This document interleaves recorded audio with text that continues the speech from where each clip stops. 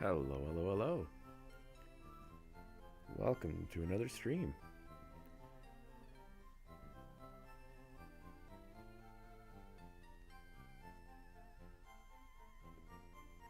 Hopefully we're not too quiet. Pokemon music is quite loud.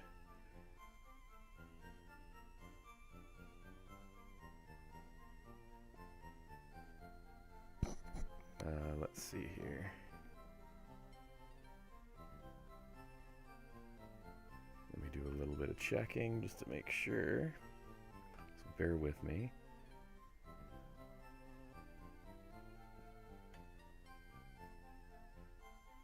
I'm hoping that I'm not completely blown out for audio.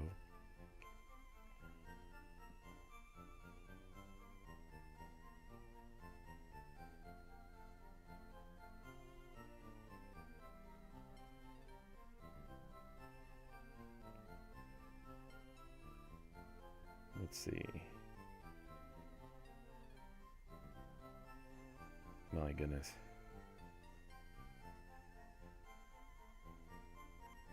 It is very loud.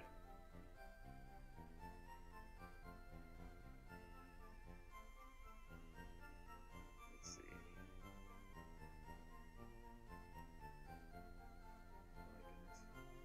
Very, very loud. My god. Well, very loud to me at least. So let me adjust this a wee bit. Leave it to Pokemon music to absolutely crank the absolute masses out of everything. There! Hello! I'm here. I'm washed out a little bit because the sun is shining very brightly into the office this morning. It is morning still, yes? Yes, it is. Just a little bit before 11 o'clock.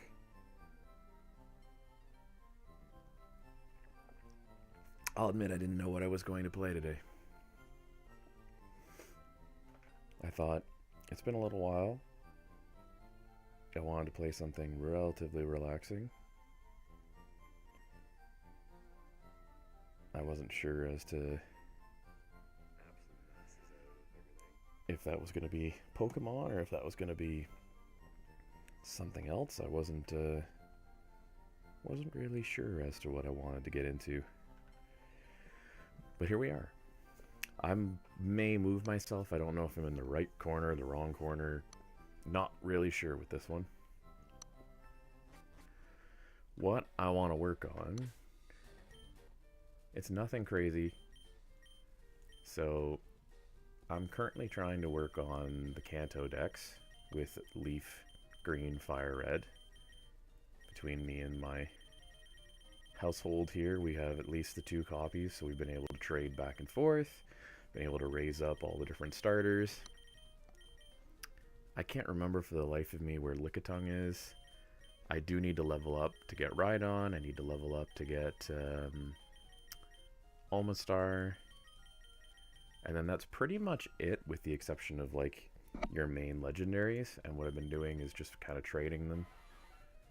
So then I can still get them as opposed to having to catch them in my own game. Which then means that I have the decks. I'm essentially, we're just trying to complete the original Kanto decks as best as possible. Because you can't really... So...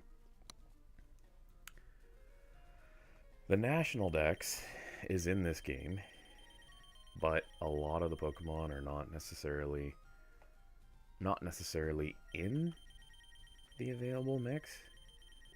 I will say too, if I stand up at some point to go close the window, it is because today's forecast does include snow, so it is currently snowing, but not heavily enough for me to want to not continue airing out the house. There's kind of an element where I find you get so sick of being cooped up inside for the winter that you just want air. So I've decided to open up the window, and I'm going to make sure it doesn't get too crazy cold in here, because snow does mean it's below 0, but so long as the room itself stays relatively warm. But yeah, it's been fun to come back to these older Pokemon games. It's been nice that they actually just dropped this kind of out of nowhere. I still have quite a bit of the decks to go. You will probably also hear some crows and stuff in the back forest there behind me. Yeah, Larvitar is my highest on the decks. So where does that put us? That puts us Larvitar, I always forget the middle form, and then Tyranitar. What is the middle form? Pupitar. So I could level that up too. Hitmontop, which means you'd have to, and you can see the gap there, get Tyrogue, you got Smeargle, Phanpy, which then becomes, of course, Doniphan, Mantine. Mantine's the highest form, I think, so you have Mantike, Remoraid becoming Octillery, Swinub to evolve into the two next, was it Mamoswine or Mosswine or whatever it may be. It's funny, I've seen an Ursaring, but I haven't seen a Teddy Ursa.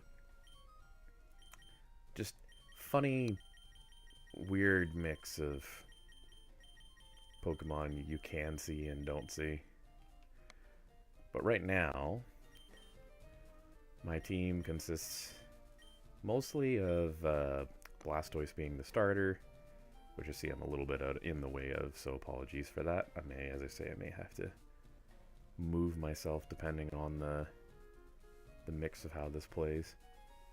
I'm trying to get the Omanyte and the Rhydon, which means they've both got experience share, but Nidoking, Nidoqueen, Parasect is my HM Pokemon for this, so yeah, it's just kind of,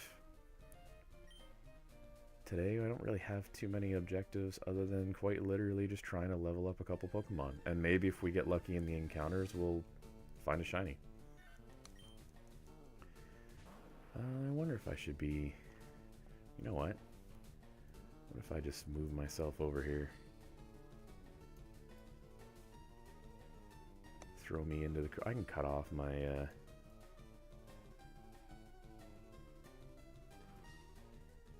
there, right? Then I'm kind of squared, I suppose, kind of in the mix. So yeah, we're just gonna chill. We're just gonna pretty much see how long it takes to evolve those two Pokemon. Now I'm currently in the what are they called, the Sevi Islands, which is the unique area for Fire Red, Leaf Green. So if you are a person that's looking at this going, ooh, I don't want that spoiler, then I don't think I'm going to be doing anything that is terribly spoiler based, but if you were worried about seeing things that were not part of the original Cantonian decks, maybe that's something you may want to avoid. I don't know. Everybody's a little different with how they feel with these things.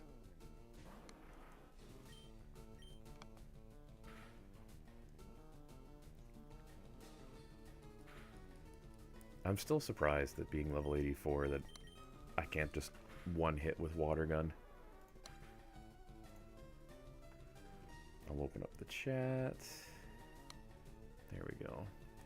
I think we're pretty well set here, so feel free to ask any questions. Feel free to chat anything that comes up. I don't know if we'll get a lot of people that pop in. I don't know if Leaf Green, Fire Red, just chilling, just evolving Pokemon is exactly everybody's go-to for things they want to check out, so I'm not really expecting too much out of that, but I thought I might as well, since I knew I was going to play a little bit today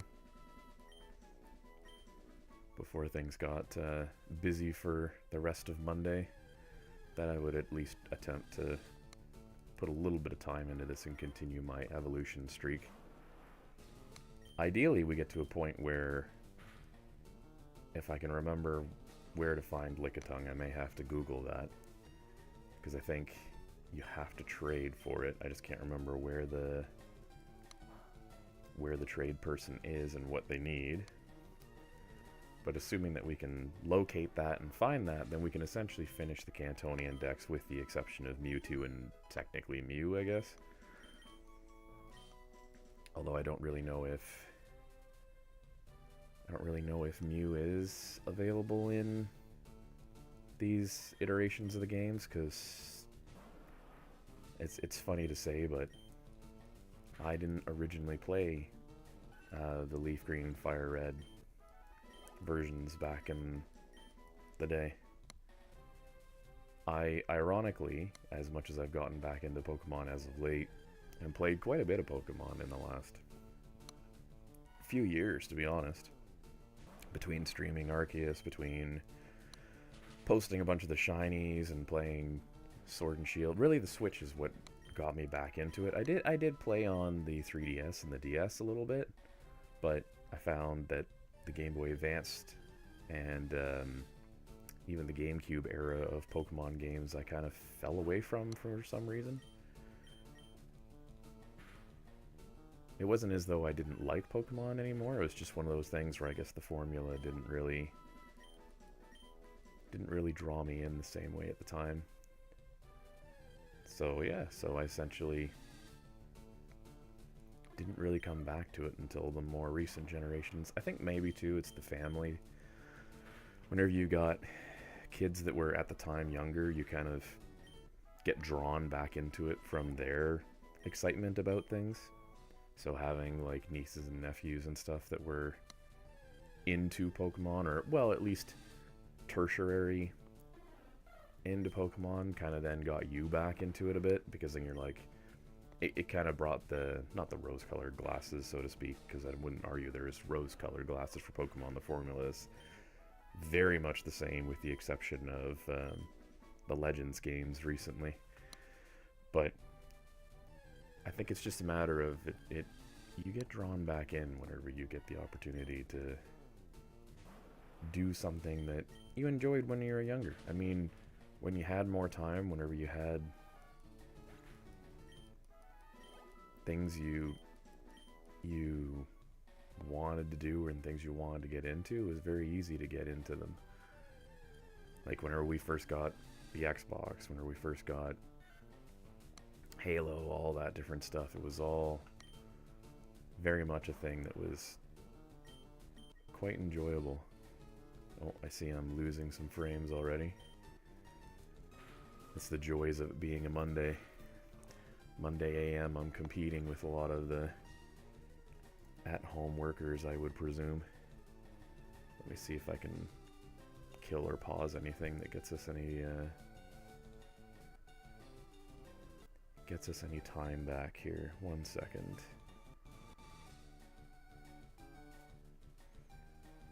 It's one of the frustrations I have with it. Was why whenever I used to stream through the pandemic more, a lot of it was at night. Not just because of my shift work, but also because of the fact that it meant you weren't having your internet drastically interrupted.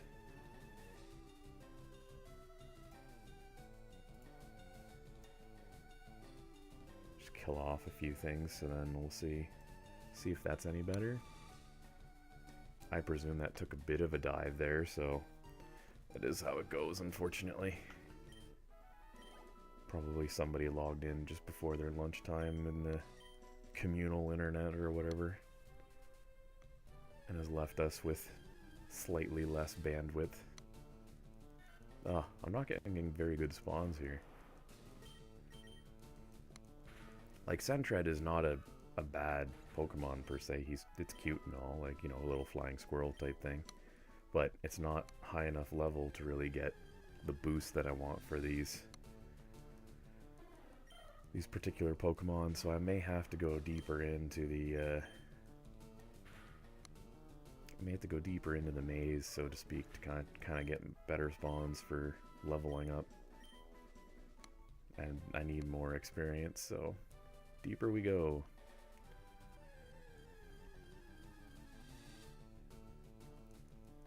Start getting some of those level 50s and level 52s that you can get in here. It was always cool as a kid to find patches of grass that had unique spawns that you wouldn't necessarily anticipate in these games. Because it's like, that beginning spot has pretty much all your, it's got Sentret, it's got Meowth, Persian, the occasional Fearow, Sparrow, stuff like that. But then as you go deeper, you start getting, that was weird, you start getting some Larvitars, you start getting some higher leveled Pokemon right there. We already got a level 50, so that's nice. Don't know if my bite will be enough to... Oh, it flinched though. There we go. Quite a bit more experience off of that. So as opposed to 100, we're getting 400 and 200, which is nice for each of those. The Rhydon and the Ammonite to evolve. I am seeing that it's a little hitchy, and that's actually on the Switch itself, which is kind of surprising. Huh. Don't know why the Switch 2 is having a bit of a hard time, but maybe it's either a little hot or a little cold. It's nice to have it beside you. You can actually touch it and see temperature-wise where you're sitting. Feels like it's okay.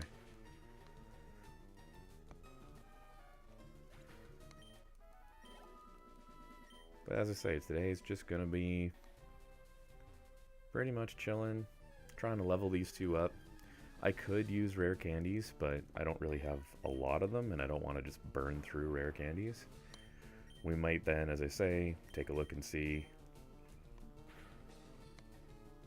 Nice. Take a look and see as to how to get the Lickitung. Because that'll be an interesting curiosity, I think. Because if we can get that... Ah, yes, here we go, Marowak. So we're already starting to get there, the 52 right there. Marowak's a pretty good one to have in this game, because of course has the ability to learn False Swipe. Great for catching your big, nasty Pokemons. See what else is coming in spawn here. You know what, I might move then. If we're still getting 15s. It's okay if we get the occasional, I just don't want to get a string of 10s and 15s, because even 100 experience is not getting you anywhere with the leveling up of those ones.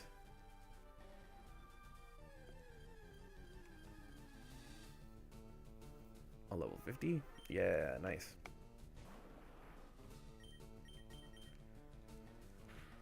Hit it with Hydro Cannon.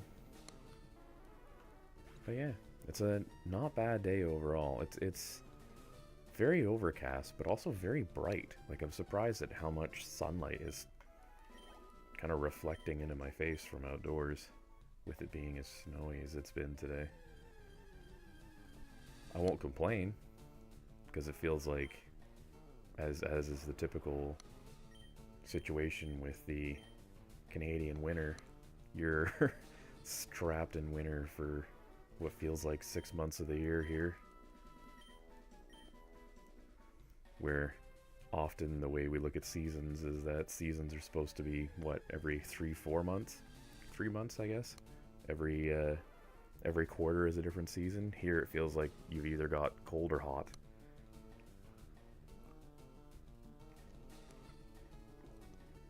There's not a lot of in between, which is frustrating. I know for a lot of my family that was why a lot of them used to quite literally pack up and fly out to the southern parts of the States, or fly to Europe or Asia in some cases. Pretty much anywhere that was warmer than here. It's funny because a lot of people around the world, whenever they travel to try and just see new sights and experience new foods and things like that. I find Canadians, the snowbird analogy is very true. It is fly to escape the terrible winter blues. Because winter just does not leave you alone. Oh, I hate when I do that. Sorry about that. I'm adjusting my lumbar pillow here. my old man pillow. And of course hit the R button, which put me out of the actual hunt. Brought me to the the recommendations page, whatever you want to call it. Well, right off the bat, we're getting higher level Pokemon here, which is nice. I should probably throw, based off of our mix of Pokemon we're facing, I should probably put Nidoking out, because Nidoking being slightly lower level is actually going to gain more from this than Blastoise will. And most of them are going to be a one-hit to Surf, so great way to level him up a little bit too.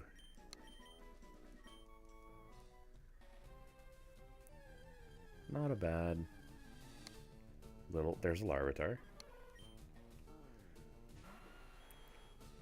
It's so funny to see Larvitar here.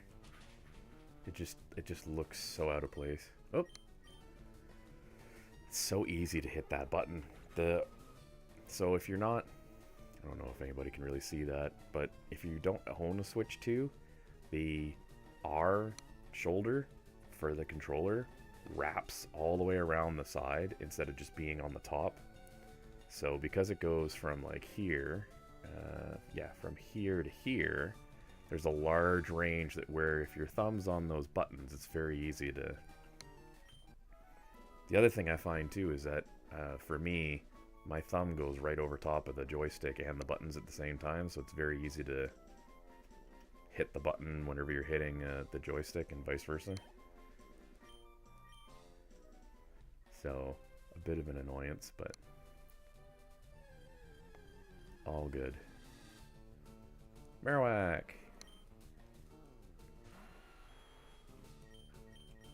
Hit it with a Surf. That oh! Oh, this is not good. That might be the end of Nidoking. Oh, okay, no, we're good. Wow, that was bad. Over half our health from Bonemerang. At least he leveled up. Yay! And of course, Ammonite is getting the boosted XP because Ammonite is a traded. A breeded and traded, actually. Started as a level 5.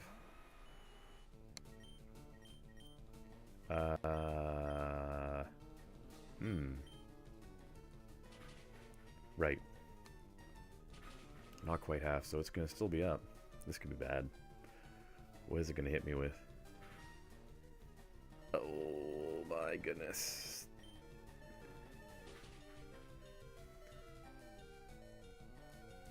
There's nothing more stressful than the noise that is made from a Pokemon near fainting.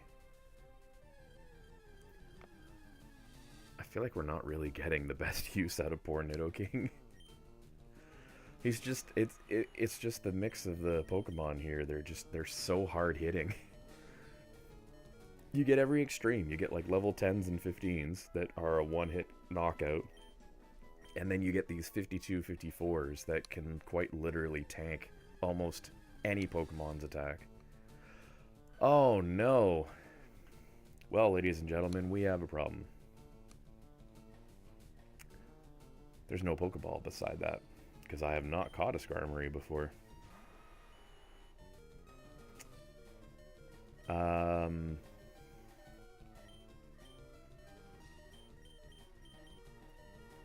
I'm going to attempt.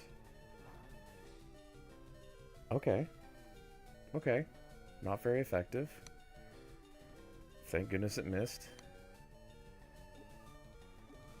We are going to throw an Ultra Ball at this guy.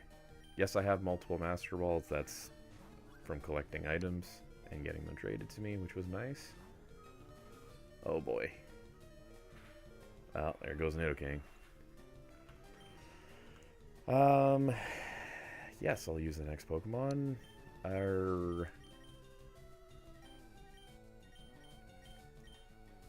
Nidoking or Nidoqueen have any status effect?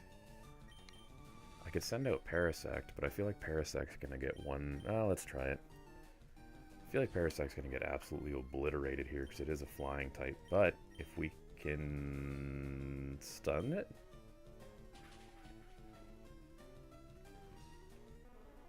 I thought that might happen. Cool. Okay. Rhyhorn doesn't have anything status. Almanite might. Let's put Nidoqueen out there, I guess. This is interesting. I did not anticipate that this was going to be the case because I did not think I was going to run into a Skarmory. What do you got? Yeesh.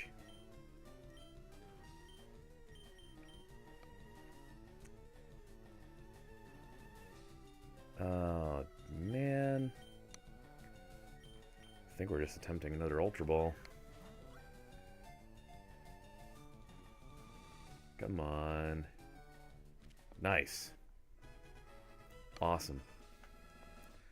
So that's a Pokedex entry.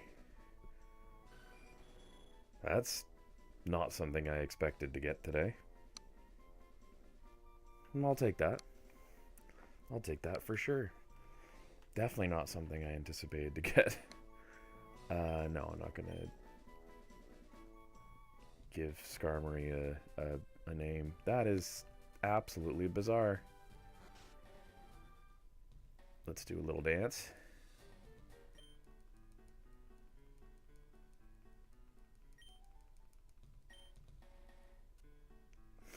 Heal up. Nice.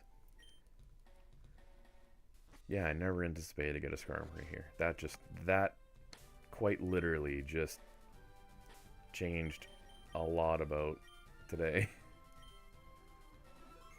Okay, save up. I get the anticipation that I'm then now going to have to at some point probably trade that over to the other players, depending on if they've caught one yet or not. I don't know how low of a spawn rate that is either. That kind of just caught me very off guard because I felt Larvitar was a pretty rare one here.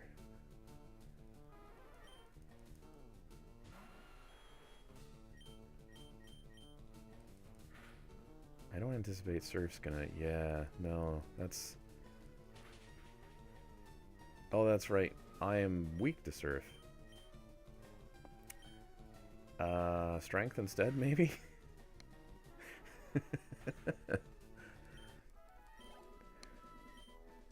Letting Fearow use Mirror Move and almost take me out. Always a great start.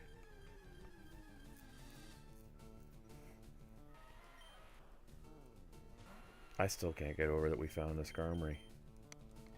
That would be a cool shiny to get. The gold Skarmory. Now, of course, in this generation...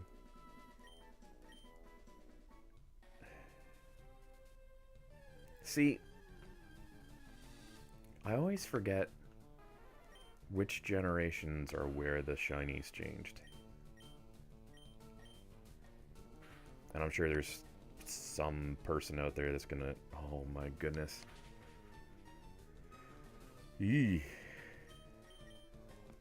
I gotta remember with Fearow, use Strength first, because Strength's gonna hurt us a lot less than Surf will. It's so funny that Nidoking can learn Surf and then can also be hurt by Surf. It's one of the things about the Nidoking Queen line that I liked whenever I originally played, and why I'm using them now is that they can learn so many different variety of moves. They're supposed to be, what, Poison Ground? But they've got, like, the ability to learn everything and anything. Marowak. Now, this one could be rough, because this might take us out if it survives the Surf. Oh boy. Here we go. If it uses Bone Meringue. Oh. Oh, that's not fair. It's hit by poison. send out Nidoqueen. Hurt by poison and probably faints after that. Yep. Just silly. Okay, let's swap.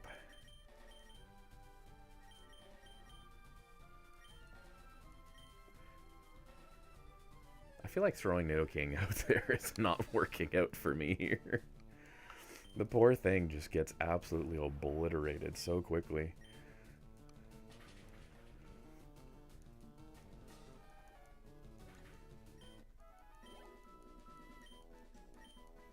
Oh my.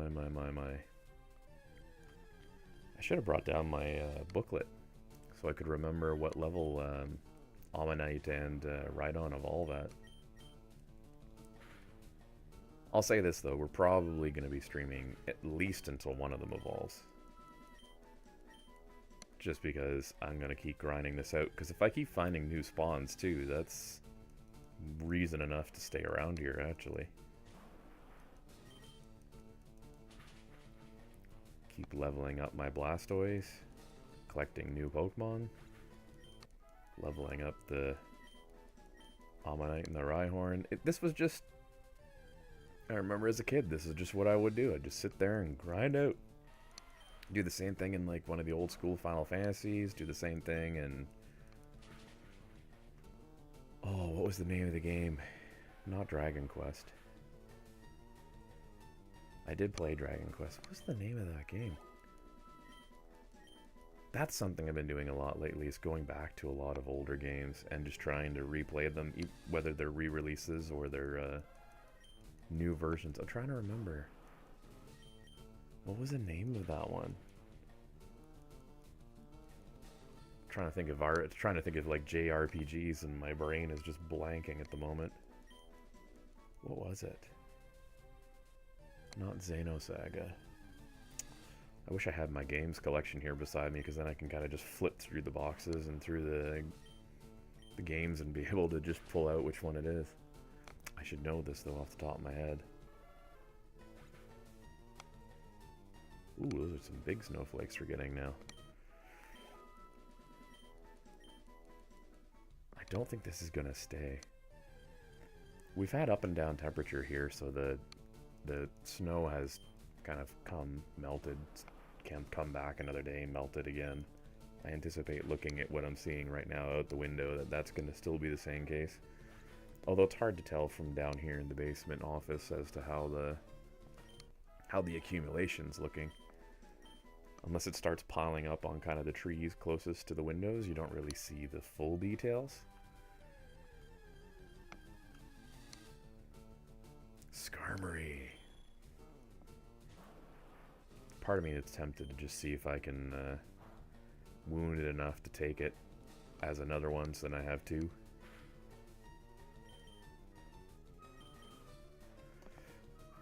Having a spare is always good to trade. Perfect.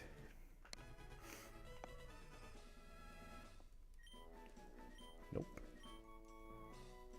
Wacky's going into the HM box. I must have set up the box the wrong way before I came out to do this hunt.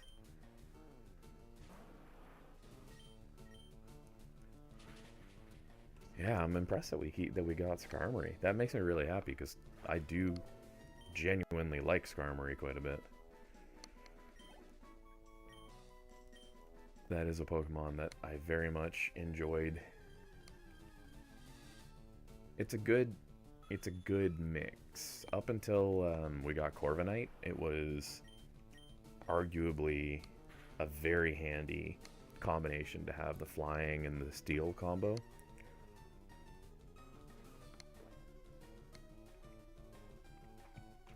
But now, of course, Corviknight is more effective in the more recent games, I think.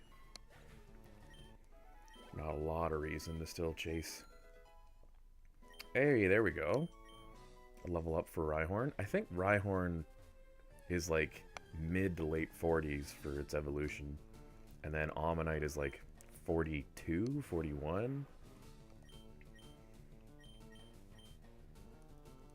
Oh. It's a downfall with Hydro Pump. I love the amount of damage it does. I hate that it's a coin toss. It's like in all the, nice. Oh, it's 40. Nice, we already got Omastar. So that means I can take the XP share off of Omastar.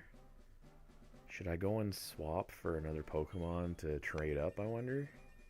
Or should I just focus Rhydon? Maybe I'll just focus Rhydon for a little bit. Because he's got quite a few levels to go.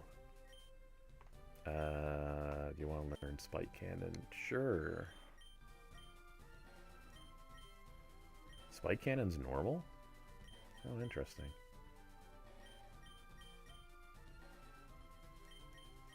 I mean, yeah, let's get rid of Constrict. I know there's some people that love Constrict, but given that I'm not necessarily going to use these guys, it's more a matter of Dex entry stuff. Alright, let's take away his XP share, so then all the XP is now going to Rhydon. Or Rhyhorn, to become Rhydon. Another Larvitar. It's a wee baby Larvitar. Let's see how much XP he gets now versus what he was getting before. He's getting, what, like 60 before? Okay, now it just splits evenly, so, okay. It's so cool that you can get multiple XP shares by, like, trading with people and sharing items and stuff. Like, it's pretty handy in a game where, for some reason, it didn't have the ability to level up your entire team all at once. You have to focus one Pokemon and then potentially only share with one other. It's like, oh my goodness. Let's try Hydro Cannon. Oh, hits on the first one. Nice. There we go. Now we're getting like 500 to 600 depending on the level of the Pokemon we fight. Rhyhorn will be a little quicker, I think, now. And then we'll take a look and see after which one I want to... Oh, come on. Good old fake out. Your Pokemon flinched. You cannot attack. Yeah, because Rhydon, it's got to be in the mid-40s. There's no way it's anything under that. And this is what I used to do for, like, ages as a kid. I would just sit there, just leveling up a Pokemon, going, when is it going to evolve? When is it going to evolve? And then eventually we got, believe it or not, Scholastic, if you're a North American millennial slash whatever generations have had Scholastic, but anyways, they actually published a guide, a trainer's guide that had all the different evolutions, all the different levels for the original 150 that made the game so much easier as kids, because it was just like, okay, when is it, like, you have to remember, this is prior to, you know, prior to deep internet.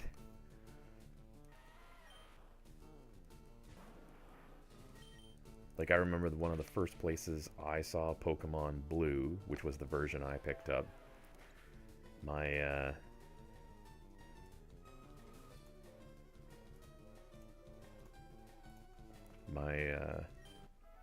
trying to think, actually. I got Blue. Did everybody else get Red in the family? Was I the only Blue player?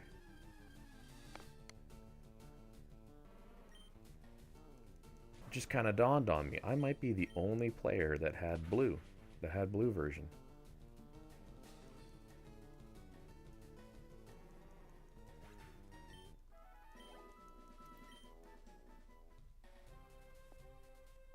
Huh. Even though, like, a lot of my family, their starters weren't necessarily Charmander, or they weren't necessarily going for Charizard, I think most of the folks that picked up games picked up Red.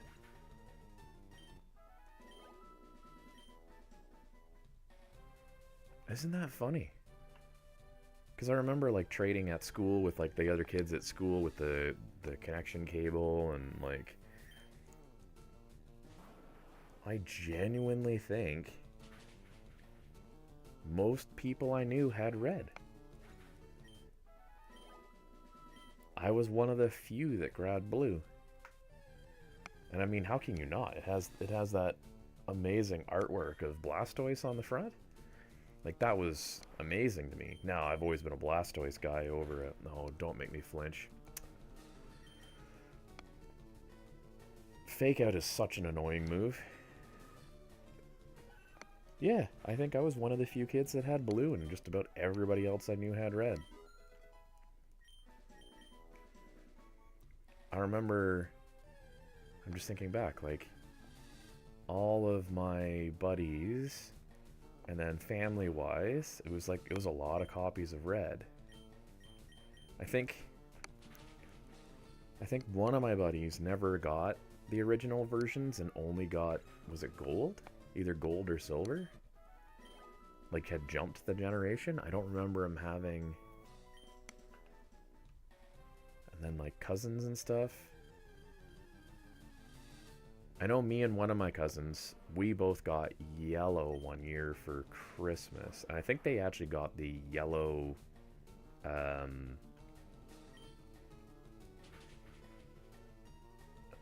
was it? The Game... Not yellow Game Boy. Was it the Pikachu themed game? No, was it a Game Boy Color? I remember the buttons had like Pokemon on it, and like the Pikachu was on the... I'm trying to remember if that was a Game Boy or if that was a Game Boy Color? Or was that already getting into the Game Boy Advanced era, I wonder?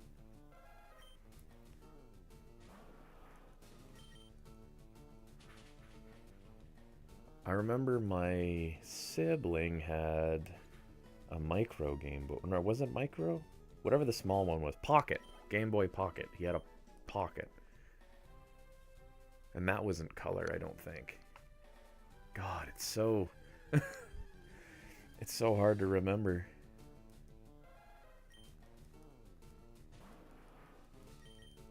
It's funny, because it's like... Game Boy was what? 92? 93, something like that. 91 maybe, like this thing. And this is the Game Boy. This is the Lego version, but this was essentially what I started my Pokemon adventure on. I remember showing that to our nieces and nephews and stuff, and them being like, "You gotta be kidding me. This brick and the screen's black and white and you can't see anything, and you need a light, and you can't play it in the dark, and da da da." It's like, yeah, it's a little different than an iPad. Different generations, huh? But it was, yeah, man, oh man, I'm trying to remember. Like, there were so many different peripherals and versions at the time. It's very hard to remember which ones were which and which ones had what as part of their kind of pack-in and tie-in stuff.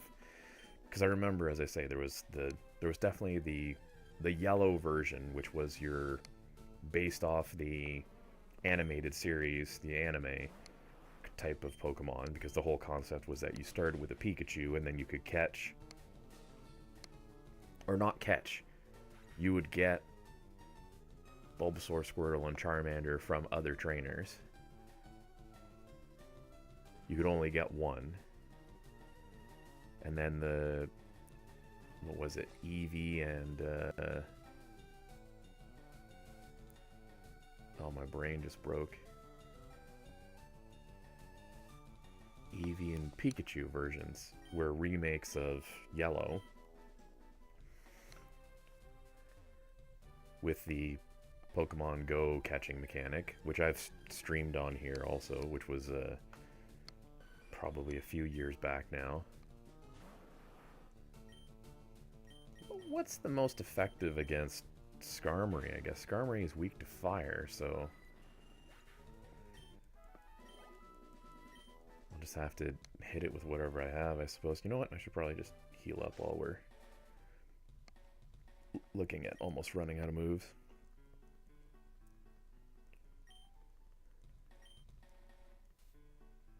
But yeah, it's man,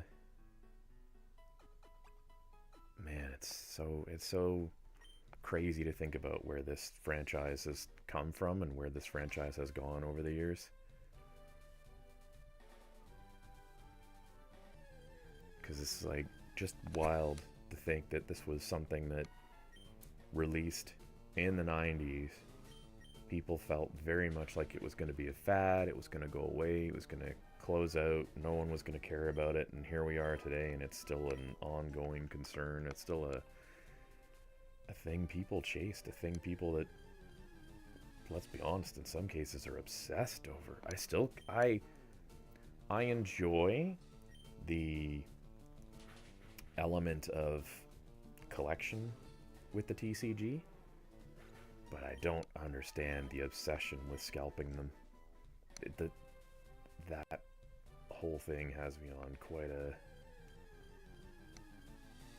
a surprised level as to just how deeply people have lost their minds over getting like cards. It was like was it last year? I know we're only in April, but so we're only, you know, 100 and something days away from 2025, but it was one of those things where it was, I think it was in 2025, there was like fights or something at like Costco's and stuff, like around like different locations or whatever. I don't even know if that was near me. I just remember seeing the video and being like, oh my god, are you kidding me? Like, we were fighting in the parking lot of a Costco over a Pokemon card release? Because, like, don't get me wrong, like, one of those you can kind of see, sort of. Or is it out of frame? It might be out of frame. I'm not sure. One of those is a collectible card thing. I think right there. It's so hard to judge camera movements when you're mirrored. I think it's there. I think it's that is a Magic the Gathering thing. Because, like, I enjoy cards. Unlike anybody else, you know, you grew up in the 90s, you grew up with the whole, like, trading hockey cards, trading baseball, basketball, like, the different sports, right? And then you get the different fandoms start coming to cards. So at, like, one point it was, like, you had Power Rangers on cards, you had, you know, different cartoons that had cards. I think even, like, The Legend of Zelda at one point had cards. Like, everything had a TCG or had, like, a collectible card thing at some point, because that was, like, the go-to for merch for your franchise. But obviously the Pokemon and Magic cards are the ones that have really lasted the test of time, and in a lot of cases lasted the value test of time too, because there's plenty of card games that have come and gone that weren't worth diddly squat after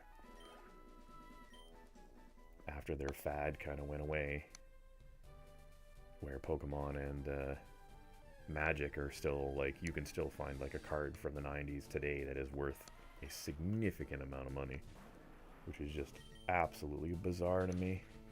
And I know it's all market, it's the value that people assign to it, but still shocks you a bit. It's not something you anticipate. You don't sit there and go, oh yeah, this person got this Hitmonlee, and this Hitmonlee is worth $50. And you go, well, why? It's a piece of cardboard. Why is a piece of cardboard worth $50?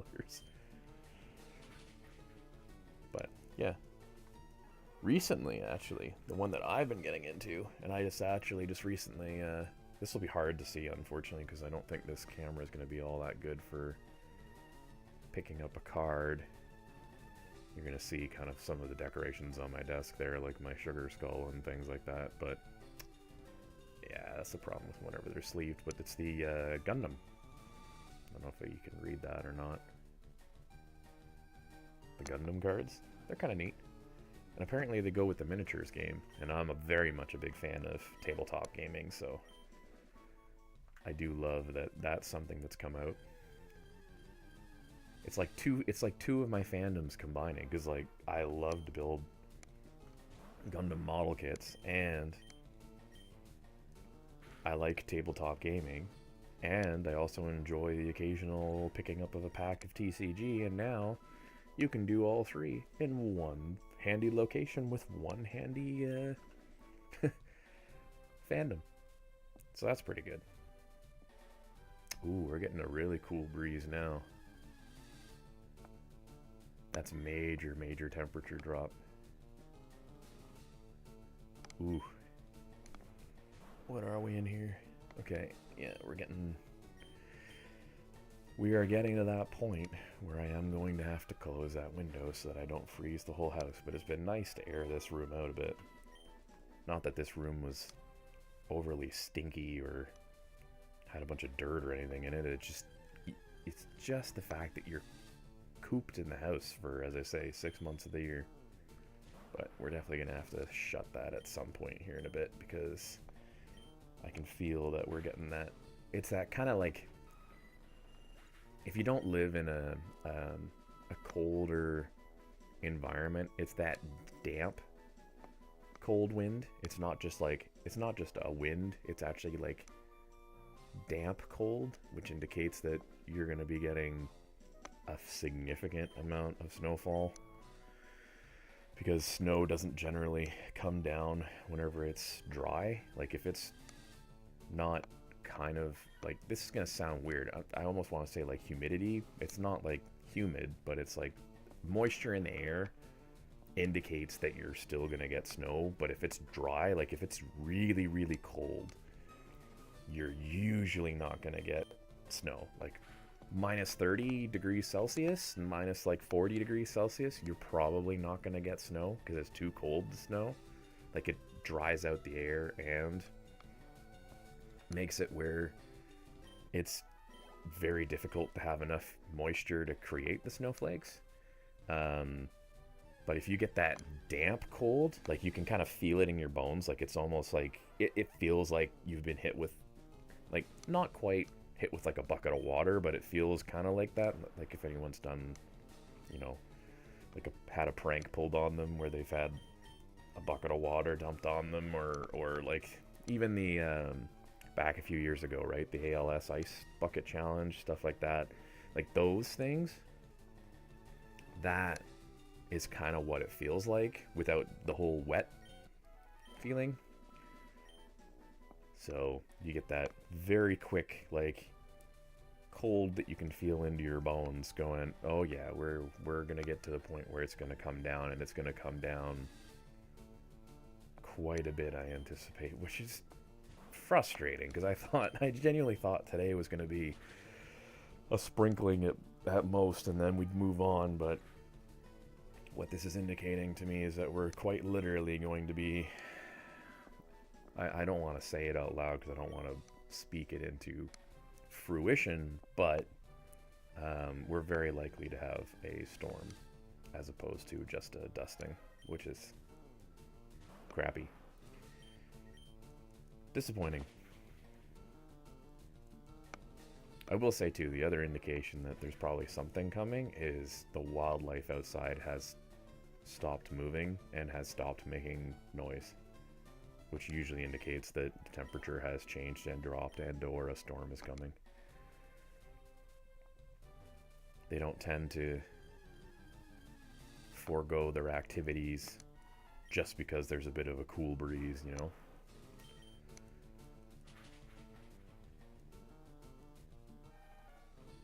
We're gonna hit level 85 with Blastoise pretty soon too. I'm just realizing that as we're grinding out these levels for Rhyhorn, that we are very close to actually getting another level on Blastoise, which will make him even more effective in like the battle tower and stuff like that. If you are familiar with this game, there is a battle tower. I haven't done it. I think I briefly stopped in to check it out, and then realized that everything was like 20 levels higher than I was, and then said, okay, yeah, this is not for me yet. there is still, oh cool, there is still quite a bit of like kind of like story beats that I could be doing right now. Like technically I'm chasing Team Rocket through these islands, which is the added,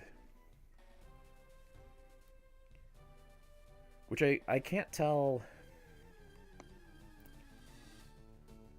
because I'm an original player of Blue. I cannot tell if this content that is here was meant to be part of the, like, if you were supposed to come here mid-game or if you were supposed to come here end-game, if that kind of makes sense. Because what I thought originally, like where Pokemon were and like the levels of Pokemon and stuff, I didn't anticipate that this would be kind of as rough as it is.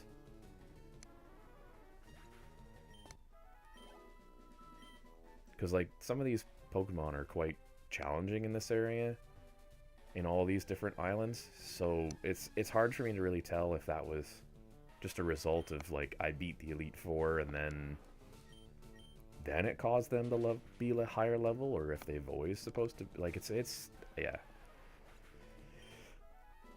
I don't quite understand what unlocked or didn't unlock based off of progression, because they're not very forthcoming with the objectives as you would be in like a current. And maybe we'll, you know, maybe after we've leveled these guys up and got Rhyhorn to ride on, maybe I'll switch over to the newer games like ZA and kind of do a little bit of that today. I don't know. We'll see kind of how I feel as we progress through the stream and everything, but it is one of those things where it's like the new games do very much more hold your hand and kind of carry you to the next objectives, where this one does not do that in any form whatsoever. It's very much like, here's your Pokemon, here's your thing, go. Figure it out. Which is fine and all, but it does mean you can occasionally get lost. This is such a weird day for weather. I know I keep commenting on weather, and that's very Canadian of me, because I know other countries around the world don't talk about weather the way we do. But I just find it very strange, because one minute it looks like it's about to start really heavily snowing, and then the next it's like bright and sunny, so I don't know what's going on out there. Makes absolutely no sense to me.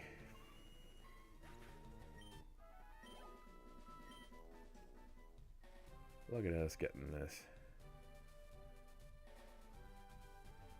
Good old poke grind.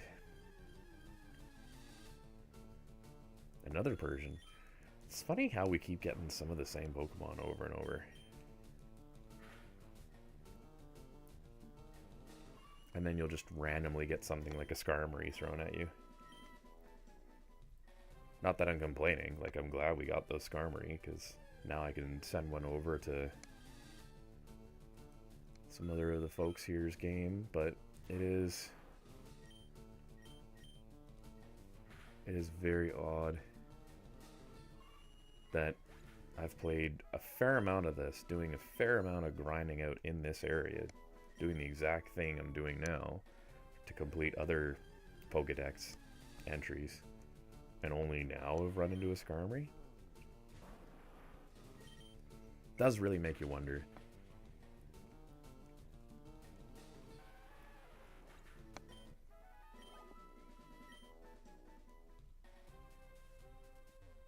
To some regard too, some of those, like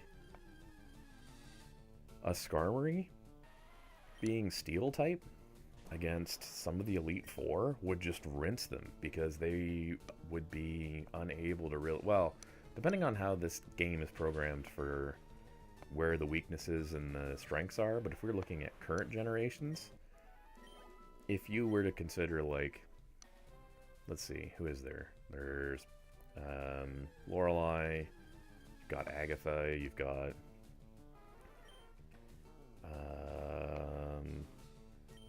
trying to think of Got the dragon person whose name I'm blanking on at the moment.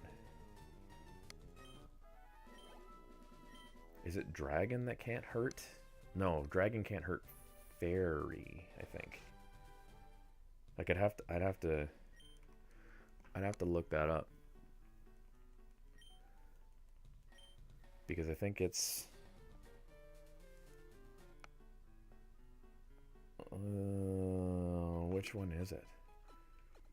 I definitely have to look that up. It's like dragon can't hurt fairy or can't hurt is it can't hurt steel? Or steel can't hurt fairy? Something like that.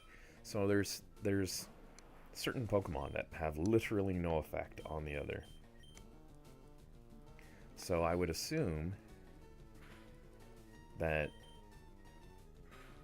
if we had a steel type, or had some of these alternate types that are not common in the main game, and brought those through the Elite Four at a high enough level, they're just gonna rinse, because in some cases they wouldn't even be able to be hit.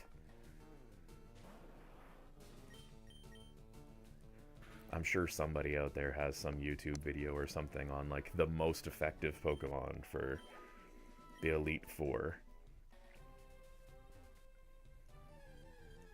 If you catch Togepi and turn Togepi into so on and so forth. Actually, speaking of, I don't think we ever went and picked up Togepi. That is in this game somewhere.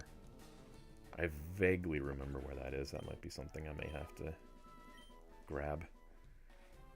It's just so funny to me.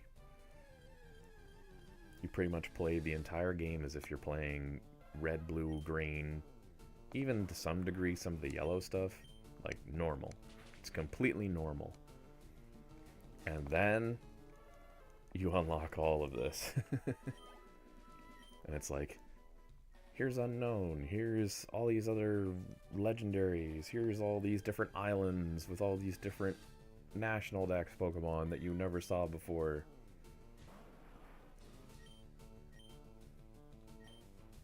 The one I'm very curious about is if we do get... So if we do evolve Rhyhorn into Rhydon, and then I'm able to figure out the Lickitung thing, what happens then? Because then I'm going to Professor Oak and I'm being like, hey, Professor Oak, I've got 149 of 149. I haven't seen Mewtwo yet. It doesn't show in my Kanto Dex because you have not allowed me to access it. I have not been able to go to Cerulean Cave and catch whatever it is, whatever's even in there now. Because it was like, in the old games, unless I forgot something, in the old games you would beat the Elite Four and then it would unlock Cerulean Cave to allow you to face off against Mewtwo. Articuno, Zapdos, Moltres, they're all on the map. You just kind of face them as you come across them. In this game, Moltres is in a slightly different place, I think, which is fine. Doesn't make a huge difference. At some point, if I can, I may try and shiny hunt those, although that would be very painful because it's the full odds shinies, so you have to restart possibly thousands of times. I did re-roll my Squirtle, my starter, a couple times. Initially I thought I might re-roll for a shiny, but I was more re-rolling for the right mix of stats to try and make the game a little easier because I knew it was going to be rather difficult. So that's why I have a female Blastoise instead of a male Blastoise, because I think it's like, what, it's the percent chance is like something like 85 to 15% chance that it's a female or something. I can't remember what it is for the starters. It's so they're for some reason predominantly male. Why they're set up that way, I don't really know, because truthfully it doesn't make a huge difference, so I'm unsure as to why back in the day Pokemon had it set up that way. Did they think that like their young gamer audience was going to really be upset if their starter was female. I don't know. It's strange.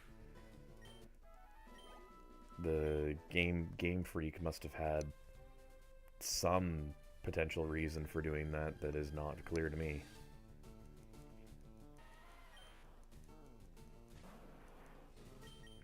Nobody really seems to question it or kind of ask about it. It's just like a known fact that it's like, oh yeah, your starters have a higher chance of being male than they do of being female. And it's like, well, why? Why wouldn't it be like every other Pokemon where it's 50-50?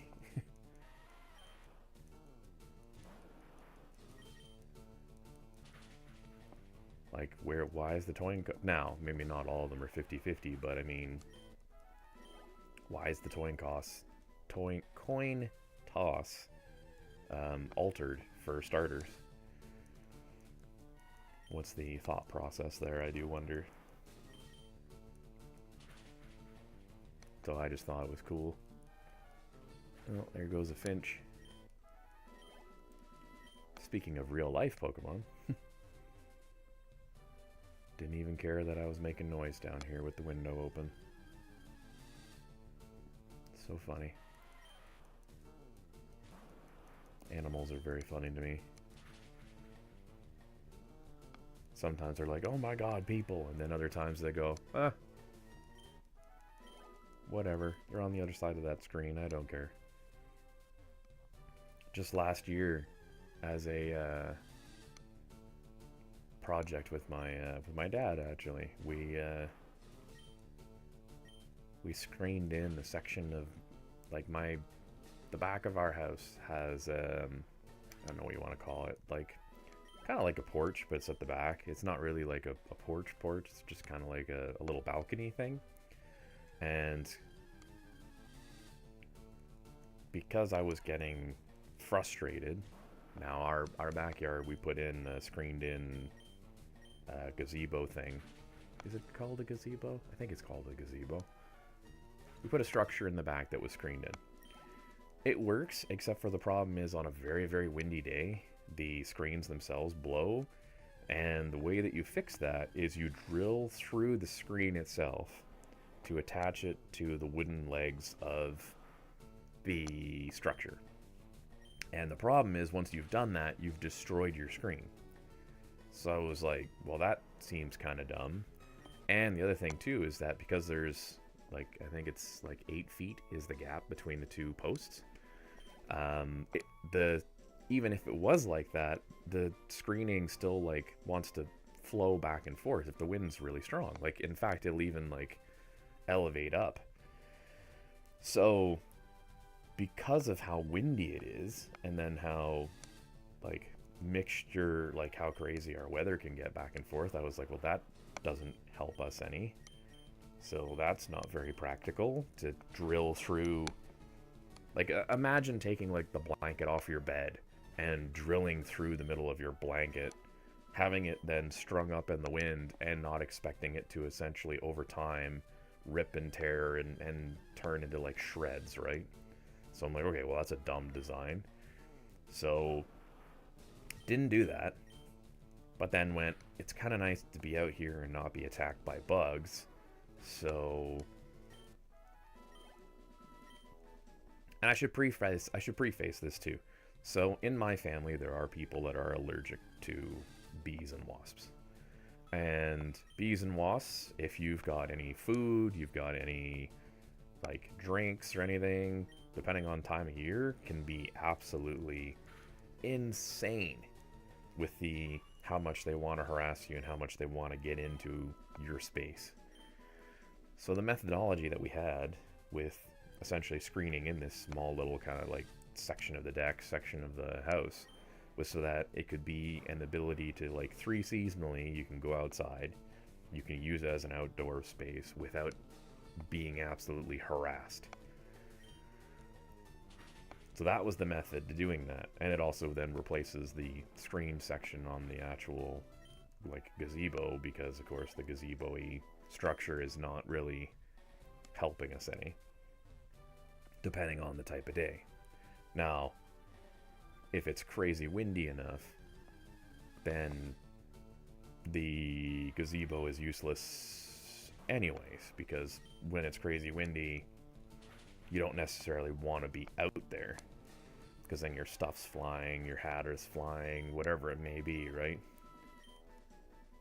So us being able to have something that is essentially protected and is also protected from intruders in the sense of insects, made the most sense. So yeah, that was something that we did last year, and I intend to take full advantage of that, I hope, in 2026. But hard to kind of take advantage of that when it's absolutely freezing. When every day is in the negative, and I don't mean negative vibes, I mean quite literally negative temperatures, you kind of lose out on a bit of that ability to use your outdoor space, sadly. So we will see. But it's been good. That was a good project. It's nice to do stuff like that. Highly recommend doing stuff like that. As much as people look at it and go, oh my god, it's so much work, why wouldn't you hire a contractor or hire somebody to do it for you? So long as it's not something that is like unsafe. If you do it yourself, then I think doing things yourself is a good, like, it's a good mental break as well. Like, humans were made to use these things. We literally were born with these devices that are meant to hold and do things. So I do think there's some benefit to getting your hands dirty from time to time, even if you think that it's not. I can't be bothered to do that. Da, da, da, da, da. Well, you know what? Your mental health might help you. It might be quite thankful of you doing it, so consider it. I think probably this year I'm going to start reevaluating as to which projects and things we can look at and do, because I do think there are some that we should probably tackle to kind of make things more overall doable in this house. It's like the wind. With the wind being as crazy as it is flying through our backspace, I do feel as though that indicates we need to either put up a barrier or need to find a way to kind of adjust that so we're not being absolutely blown away anytime we're out there. Make the space more usable. At first I thought I would put up some vegetation, but I think the vegetation's not enough to really hold it back. I think I need an actual barrier. Either fencing or some type of, like... I was actually looking at... I don't know if anybody has ever seen these, but it's the decking. You can get those... they're like the clear panels that you can get. Nope, didn't mean to use my bike, but that's fine. Little music change. Because you can get those, whatever they're called. I forget the name of it. My brain is blanked.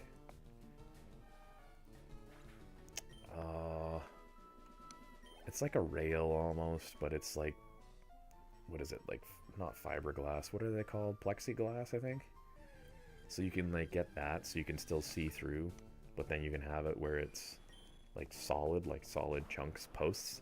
So I feel like that might be something to have as an option, just to kind of like help break the wind a bit, and then also still makes the backyard and like the patio deck spaces kind of like usable, I guess. I don't know. I find one of the big things that I have a hard time with is envisioning outdoor spaces. I'm pretty good at like laying out, and like this room, for example, is relatively organized for like how I want to have my collectibles and my different things that I wanted in my office, and kind of how the office is set up. Like I've got, here's my PC with like my streaming setup that's connected to it. On the left side of me is like my miniature space, like being able to paint and being able to, like, you know, work on like my Warhammer minis. I know it's going to be very difficult to see because it's not going to want to focus on the Devastator, but, you know, Warhammer or otherwise, all of that's right there. So I can literally just kind of like hop over, and then I'm doing the arts and crafts type of stuff that I like, and then like I've got space on the desk, so if I want to have, you know, goofy art cards like this, from different artists and whatever, I can have those all kind of accessible. So it's yeah, it's a nice little design and layout that I have here. I do feel there are things that I like to change, or things that I would potentially change, but all in all, I find this space is nice for what I need it for.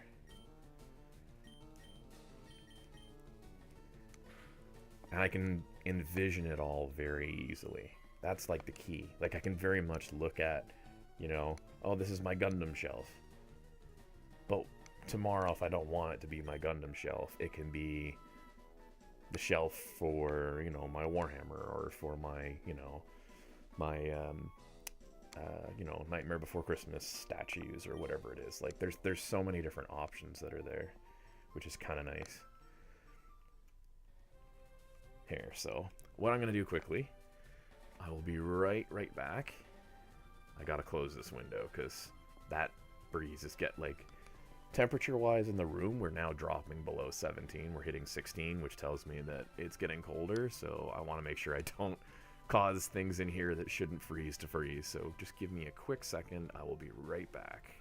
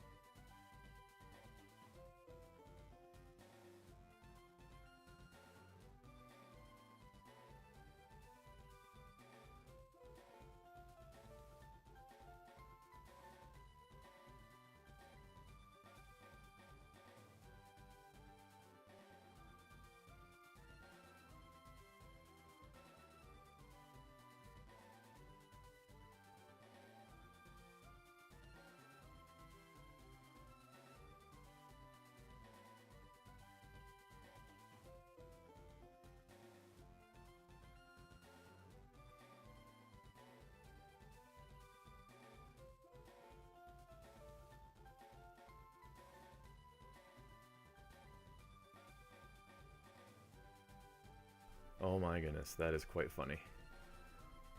I quite literally step away for just a moment, and my phone notifies me going, there's a snowstorm in your area? It's like, seriously?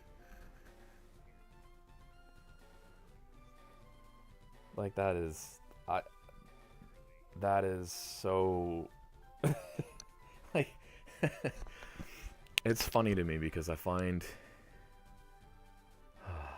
that's like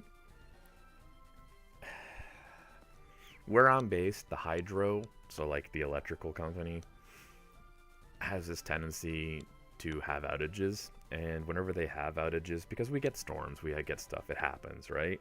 Like, I don't fault anybody, I'm not mad about anything. It's, you know, depending on where you live, everything is relative. So thankfully we don't usually get a lot of them in the wintertime, so we're not like in the deep winter, so we're not, you know, minus 20 and freezing our butts off. But it's so funny to me that they'll often send a notice going, there's an outage reported in your area. And I go, oh, there's an outage, oh my. Yeah, the power outage happened like 3 hours prior, but their automated system has been so delayed that by the time it sends it out, the outage is already done. So you kind of then look and you go like, I'm still playing Pokemon, like everything's fine. But yeah, so it's funny that my phone is telling me snow is expected in your area today. No, you don't say. I think I literally saw it out the window. And in fact saw it before you sent the notification to me, which is just very funny. It's funny, I'm drinking out of my... I feel like I've used this for absolutely years now. This Venom cup, I think, has been a staple of the stream for a while.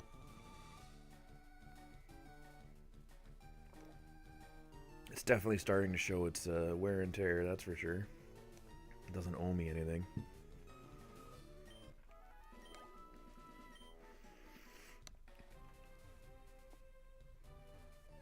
We'll just keep fighting the Pokemon here. Just keep on leveling. We're doing really well, actually.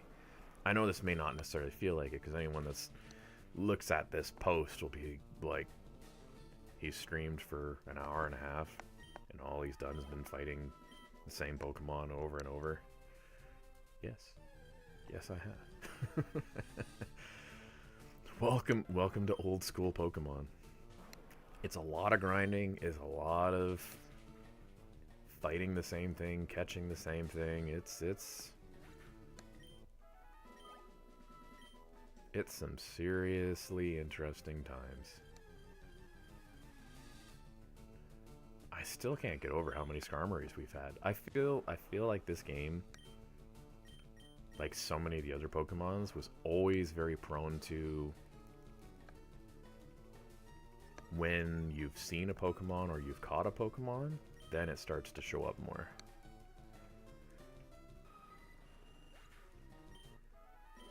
Because I'd argue too today we haven't seen as many... Oh, Horndrill.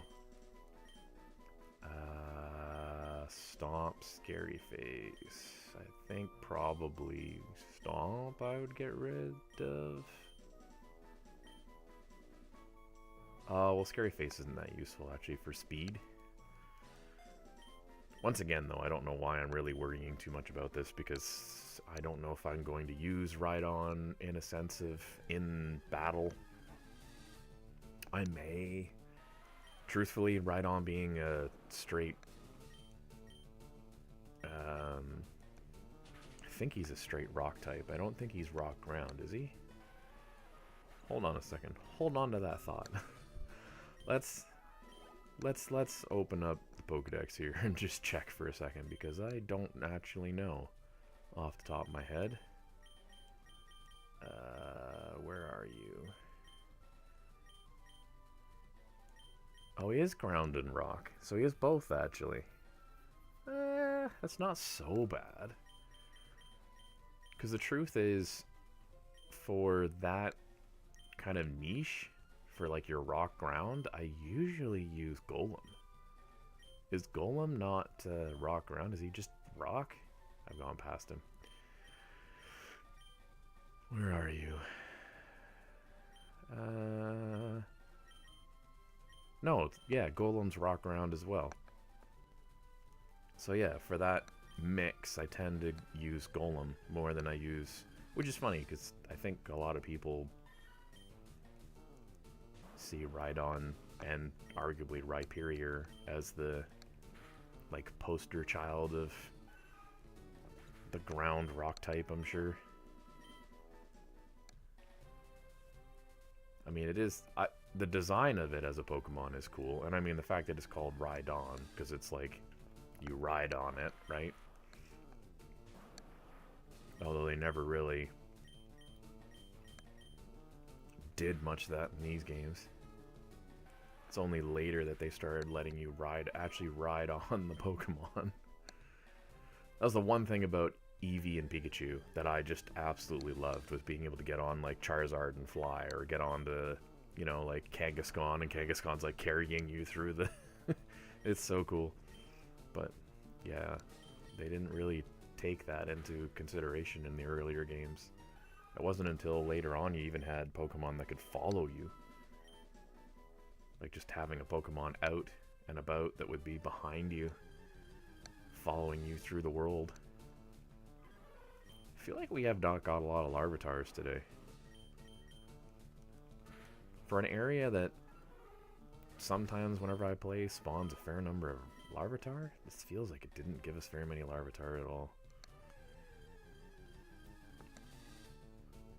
A lot more Skarmories though. And they're surprisingly tanky.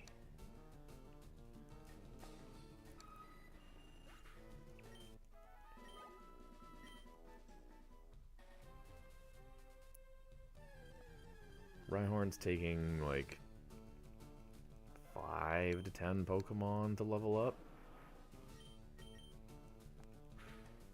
So assuming the cadence stays relatively the same, I would think that probably we're looking like, what is he now? He's 38, so we're looking at like 40 to 50 Pokemon battles to get him to potentially like 46, 48, depending on what the actual thing that is his level up level is supposed to be.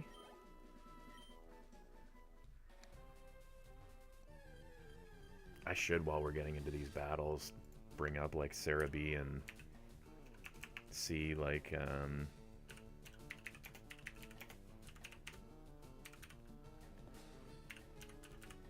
see where these things are.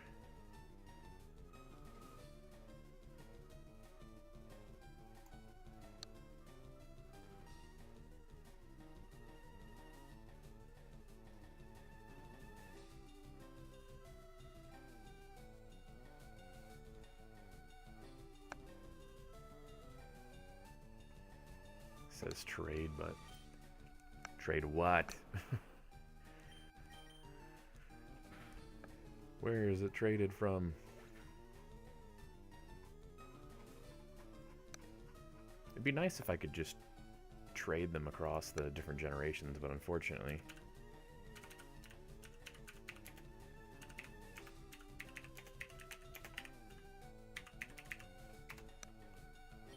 not always the case. Route 18. You can trade a Golduck or a Slowbro. Route 18. Golduck. Do I have a Golduck?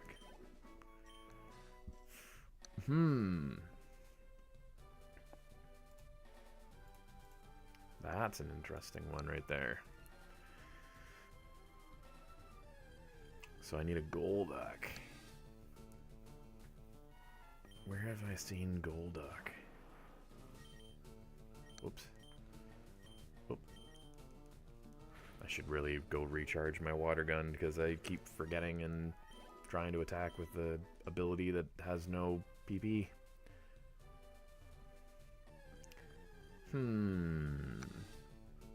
So we need a Golduck. Golduck or Slowbro, so I think in our game it's Golduck, because I don't think we can get even Slowpoke in this game, if I remember right. And let's... all I have left is Bite. Oh boy. Ah. Yeah, guys, I've run out of moves. Let's see how fighting all the Pokemon with Bite goes.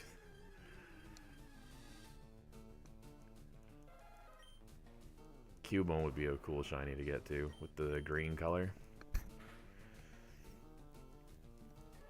I recently in Go, in the actual app, got a shiny Kangaskhan. And I was like, oh man, I'd love to send that to one of the games to have as like shiny dex. Because I don't think I'll ever use it in Go, but needless to say, I have not been quite so fortunate here.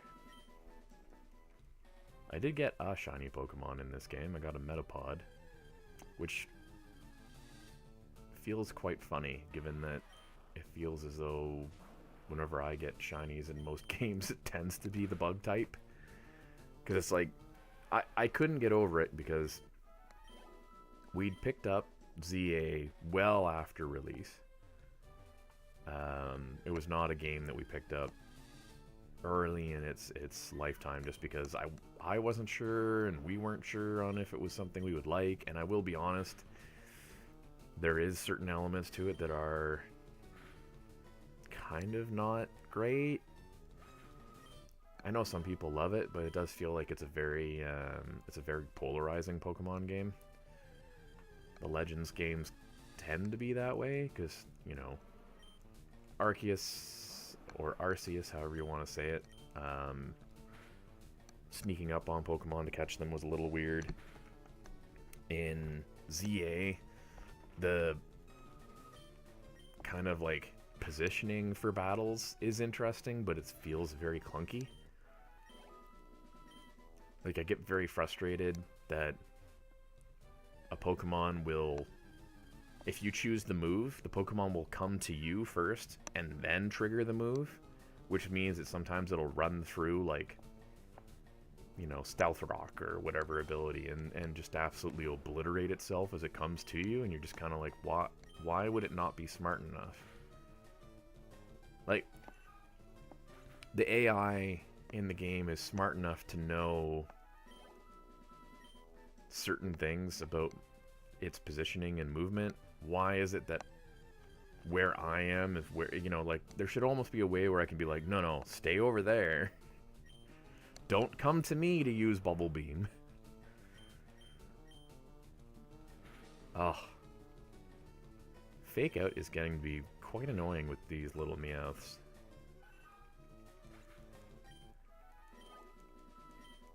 That's now quite a few Meowths that have hit me with the Fake Out that have been not ideal. Let's do the dance. Get our health back.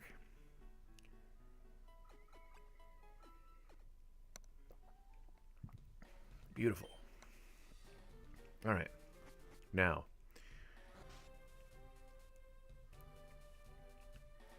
More Poke hunting. More hunting of the Pokemons.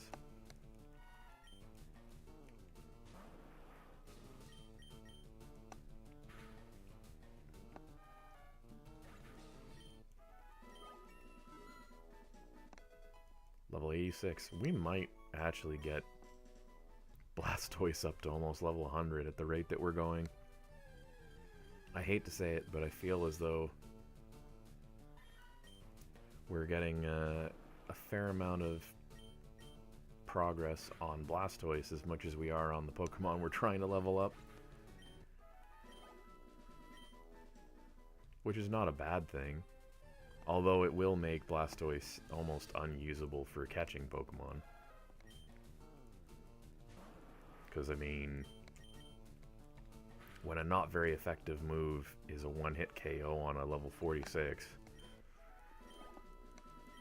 that's not a great sign for if you needed to catch something.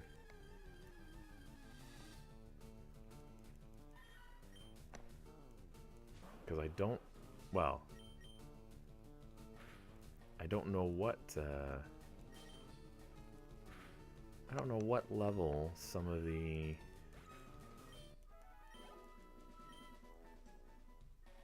these different Pokemon would be. Now that I kind of think about it, actually.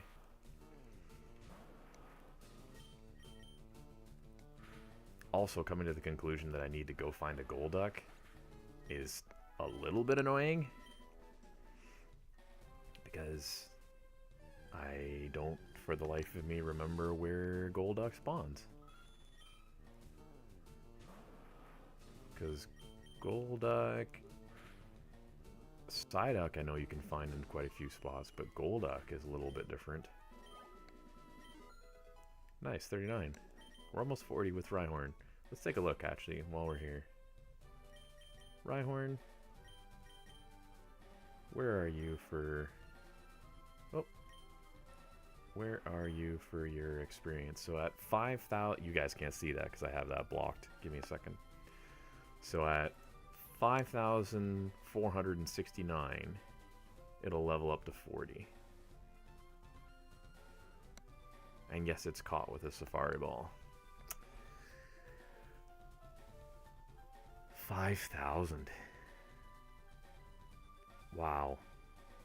That's a lot of Pokemon to fight. I kinda wish that I had traded a Rhyhorn for a Rhyhorn to get the boosted XP now. Because I think, like, Meowth here is only worth, what, 200? 300 maybe? Yeah. Ooh. So that means like 30 Meowths just to get one level?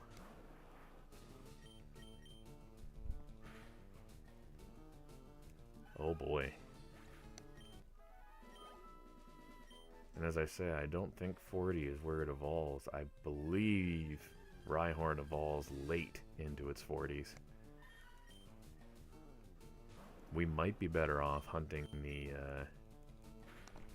we might be better off hunting that Golduck.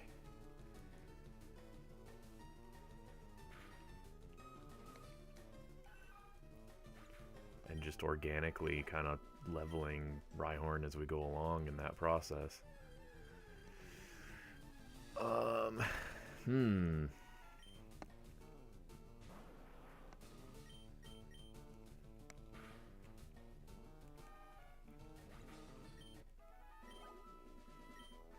Yeah, because especially if you're only getting 100 for a Phanpy.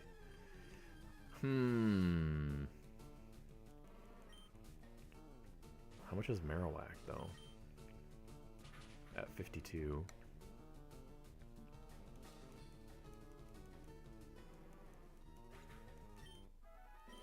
$460. So there's nothing that's 500, so it's going to take more than 10 Pokemon guaranteed.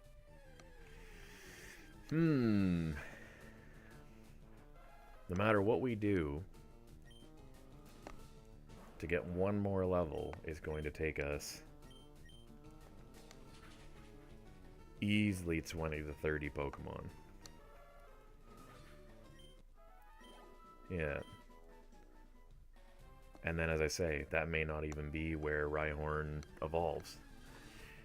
Okay, so let's take out this Marowak, and then we're going to look at the Pokedex, and we're going to see if Golduck's on the map. Because if Golduck's not even on the map... Because I feel like I caught a wild Golduck and then traded that over. But let's be sure. Because if Golduck is not available on the map, then that means I should be trying to evolve a Psyduck for that trade to finish the Dex as best I can right now. Where are you? Why do I feel like I've gone past it?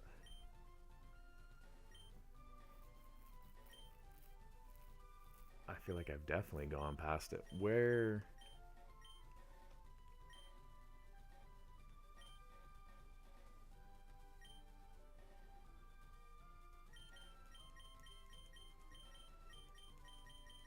What? Where is this thing?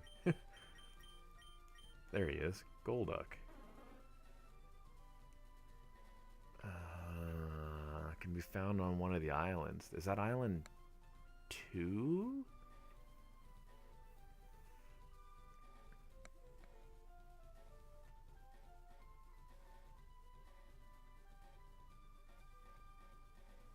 second island or third island, I think.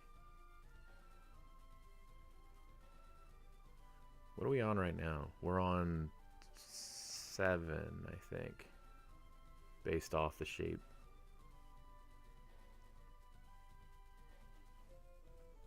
So 2 or 3.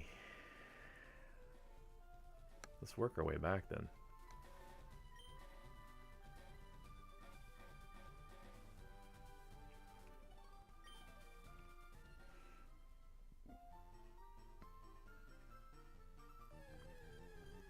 Because, yeah, let's work our way back and then see if we can get Golduck. And then it's Route 18.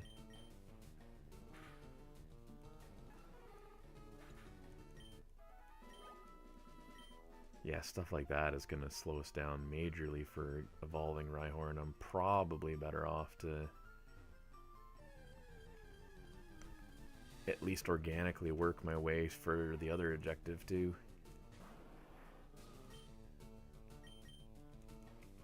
Do kind of a 2 birds with 1 stone thing for now. Gives us some variety too, I suppose, because since we've done nearly 2 hours of just beating up Pokemon in here. And have yet to get really any shiny or anything kind of like super awesome. I mean, we got Skarmory, which is cool. We did get a Pokedex entry, so I can't really complain about that. But as to the objective of getting Rhyhorn up to a Rhydon, this could take significantly longer than just what we are currently doing. So, work our way back.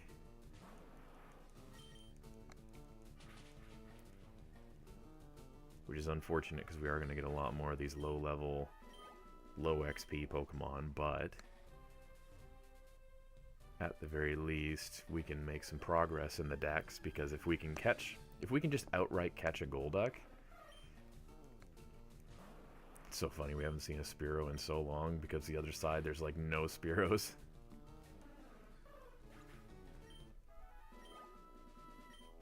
That was island 2 or 3, so let's try 2 maybe. 2.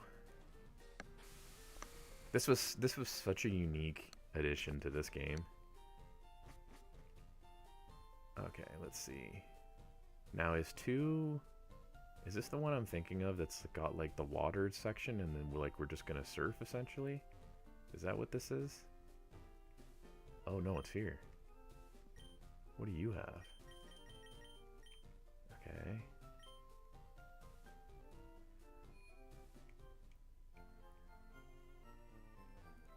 Might as well heal up then.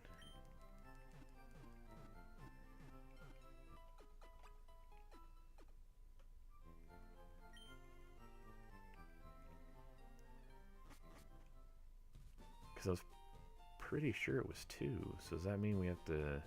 Is there water up here? There is.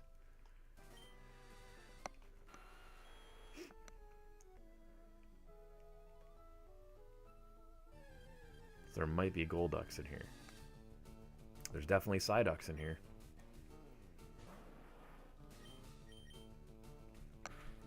And a level 40 Psyduck is nothing to scarf at. Like, that's, you know, some experience. It's something.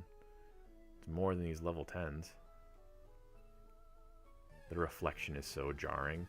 Coming from the old games where there was no reflection, it just feels so weird. Level 23. That's going to be like nothing, I think.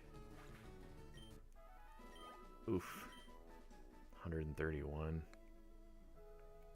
Very tiny amount of XP from that. Level 6. It's a water type that I can defeat with a water move because it's so low level. 34. Oh yeah, I don't have Dragonite on me to do the waterfall.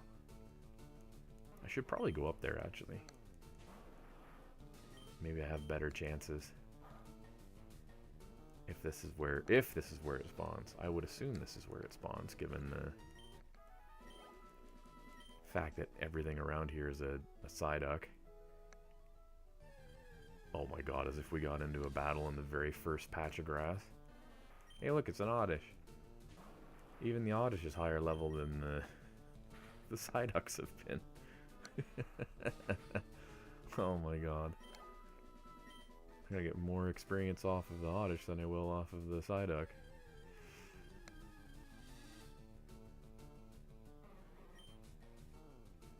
Psyduck can be in the grass too? I thought Psyduck and Golduck were exclusively in the water. Now I'm confused. Should I try and trigger a combat here?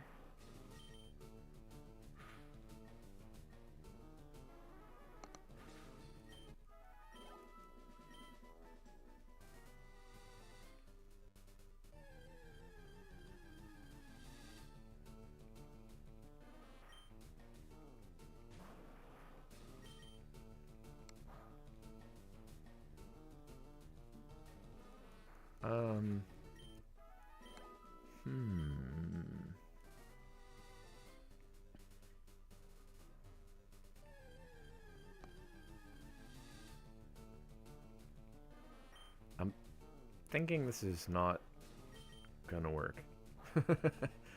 I'm thinking I need to either surf or I need to fish. Because this is a little odd.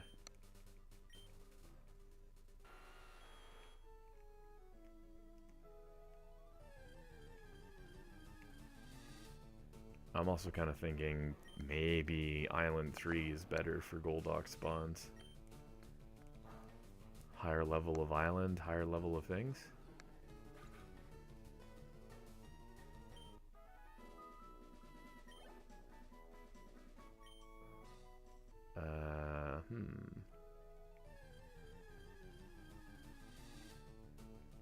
This is not giving me the spawns that I want.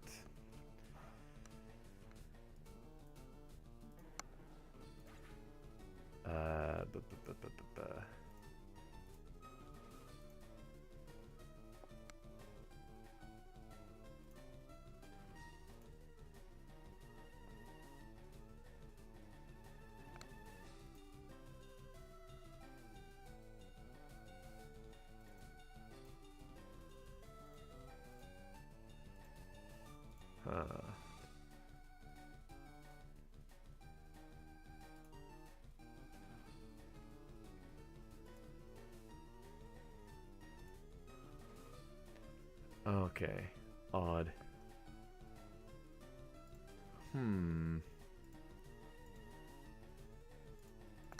Trying to see if there's another.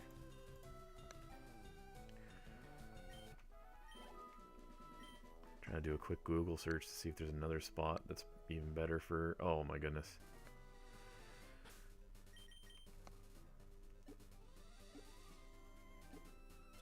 Where's the super rod?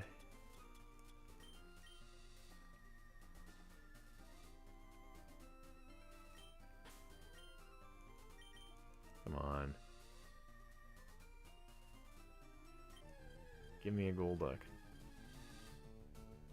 A Poliwhirl. You're not a Golduck.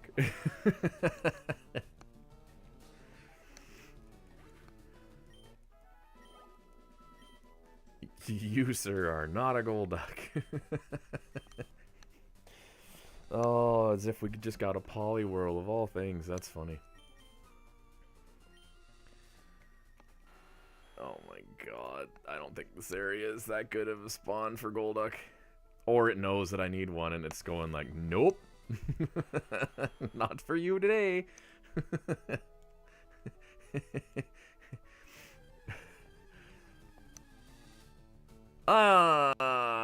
There we go.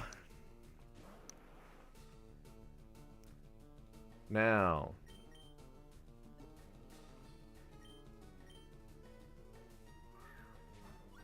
I wish I had a quick ball. Didn't matter. Perfect.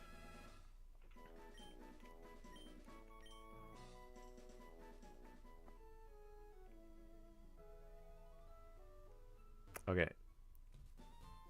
So...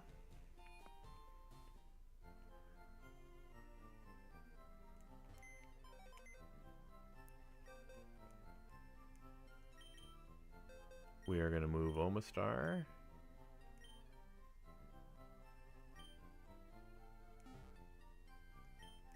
And we are going to take Golduck out.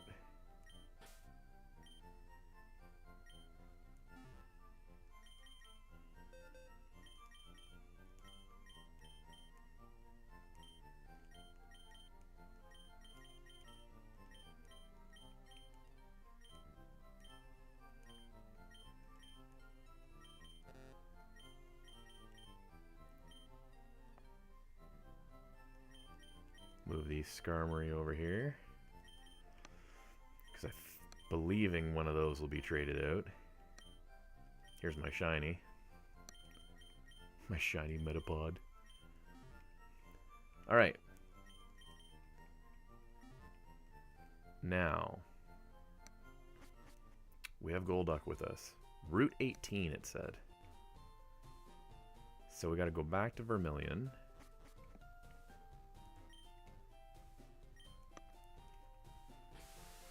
Back to regular Pokemon World. Back to Kanto. And I should probably look at the town map.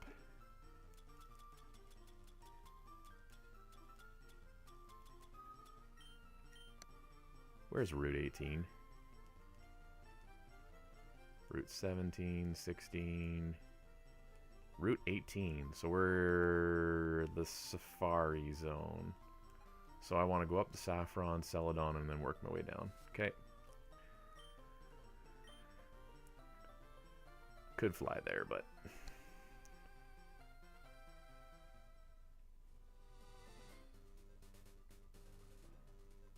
why? When it's so much nicer to just zip through these little cuts once you've unlocked them all.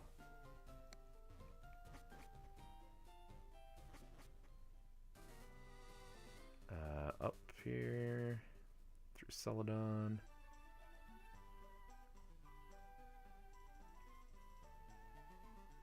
You can tell I've done this a couple times before.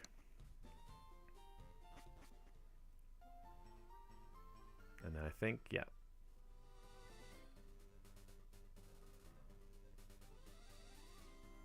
I kind of went the wrong way because that, yeah.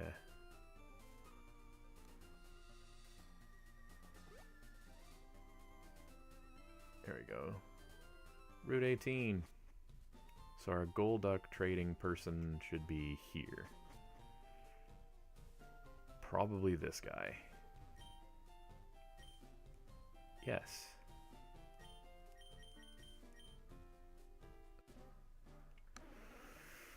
All right. Pokédex entry.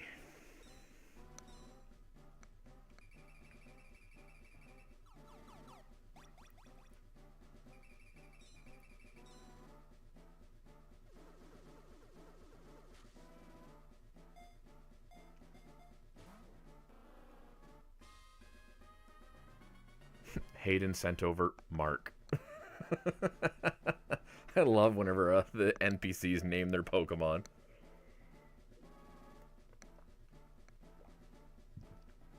I don't usually, but it's funny to me. Okay, so that is going to get us almost our full Pokedex other than Rhydon. So let's work our way back. Oops. Oh yeah, that's right.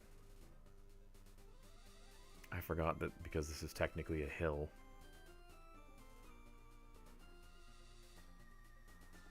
Kind of makes me think of like that, the charity that's going on right now with the whole biking cyclothon thing.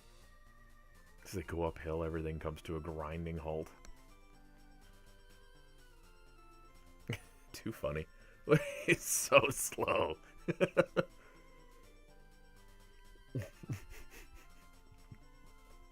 The music's great. Classic Pokemon music. Classic triumphant style of Pokemon music. I love it. Only takes like 3 hours to get up there. Okay, let's see if as a result of us getting our Pokedex as high as we have,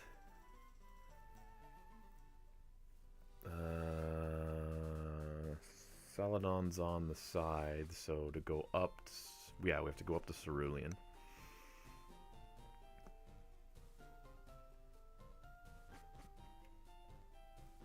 I want to see if the route to Mewtwo is opened and if there's any special Pokemon there, since we're here. Good opportunity too to grind out some more of the Rhyhorn leveling up, but yeah, I want to see. No, that guy's still standing there. See him there, kind of on the left. I'm hoping if I talk to him that he moves out of the way, but in the old games he just moved out of the way right away because it's like, oh, you beat the Elite Four, you're good.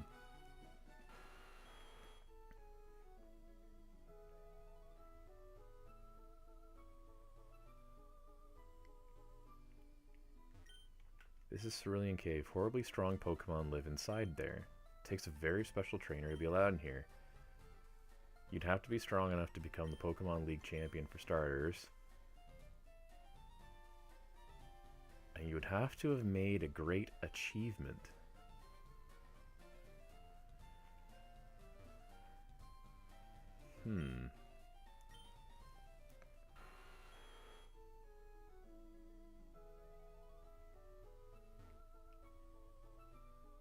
Are we gonna end up in a... Yeah, I was gonna say, are we gonna end up in a battle here? Probably.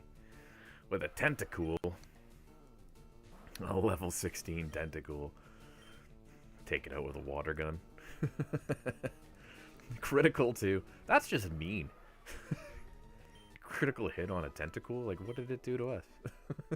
It's just a little baby. It's just a little baby jellyfish. Anyways.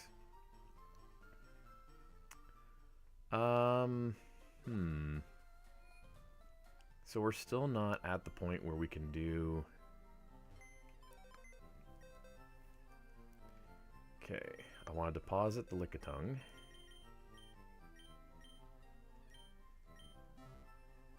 And I'm going to withdraw Sphero,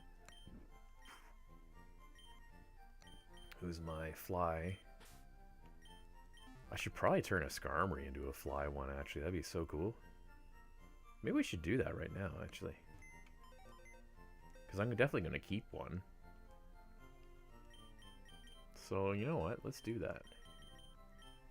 Because Skarmory's way, way cooler. And just teach it fly.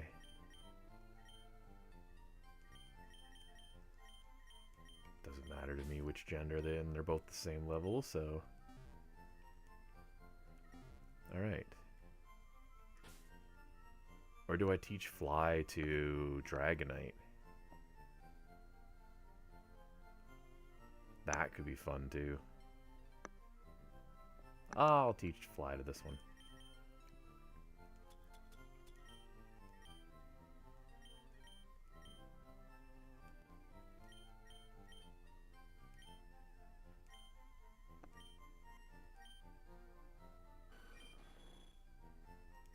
Swift, agility, fury. Let's get rid of fury.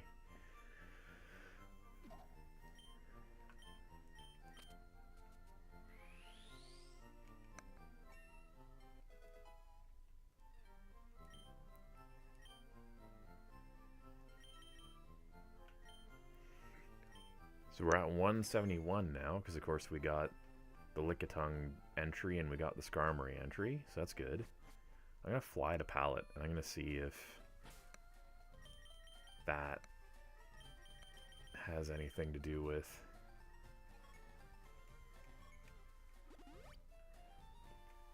That's cool. I like the animation to see the Pokemon just, like, in their static pose. Let's go talk to Mom.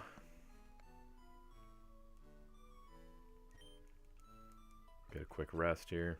I mean, I don't think we lost too much of our moves, but since we're already in Pallet.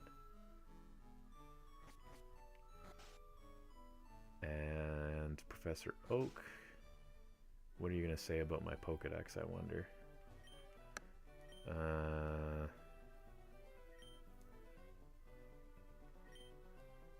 Rating. I have nothing left to say. You're the Pokemon Professor now. Your national dex is...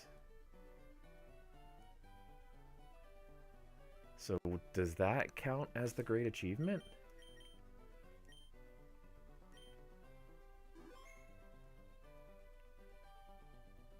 I'm hoping, because it'd be nice to get into that area to go see what Pokemon are there. Fly to Cerulean.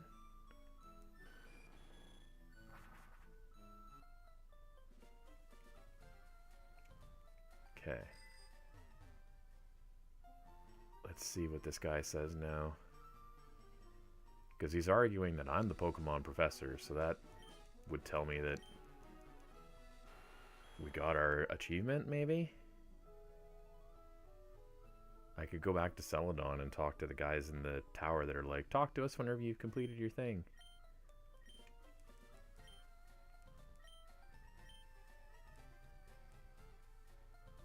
Well, what the heck? How do I get into there?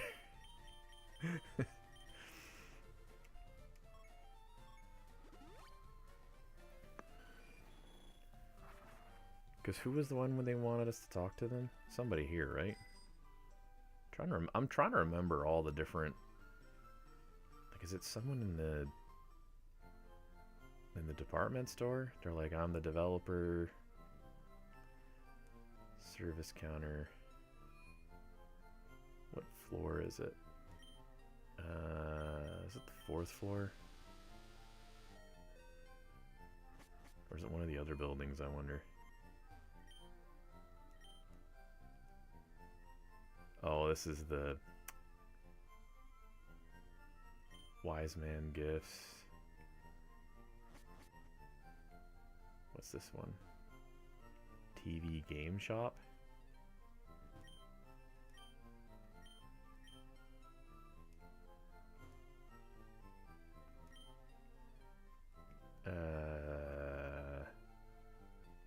What do you sell? No.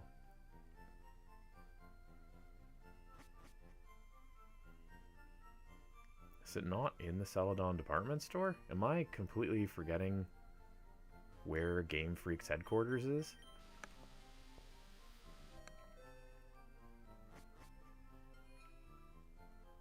Oh my god, I am completely forgetting where their headquarters is.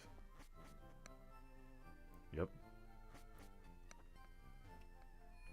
Because that was I remember that as a kid. That was a big deal because it was like, oh my god, it's the developers. They're in the game. So it must be this way then. It must be over in one of these other towers. Either to our... Nope, can't go into that one, so it's definitely not that one. Is it this one?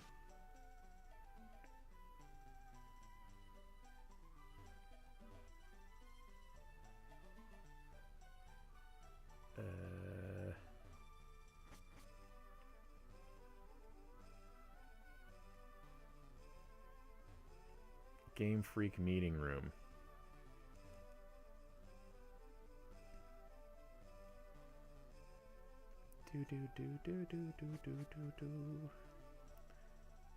Here it is. It's one of these guys, I think, right? That you talk to? I wrote the story. I'm the graphics artist. I drew you. Me, I'm the programmer, so it's this guy. Is that right? I'm the game designer. Filling your Pokédex is tough. Don't quit. When you finish, come tell me. What? What? I'm at such a loss. So we can't get into the... Okay, so our Pokédex is not complete. Which, that kind of makes some sense to me. Because we didn't get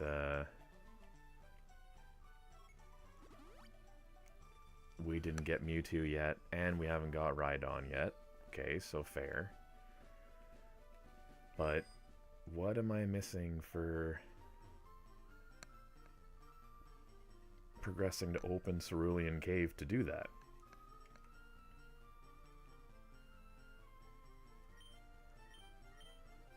Should be going to these? I'm at a bit of a loss here.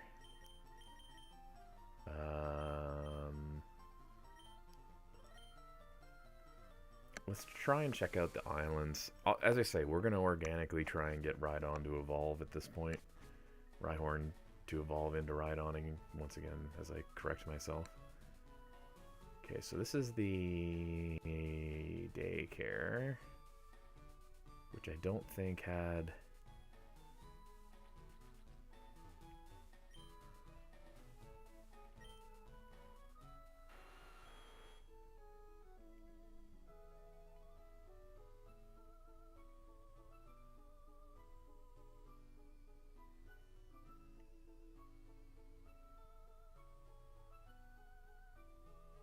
That got us an item.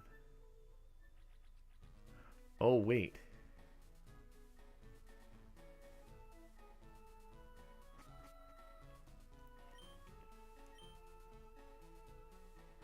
I clicked on the wrong one, guys.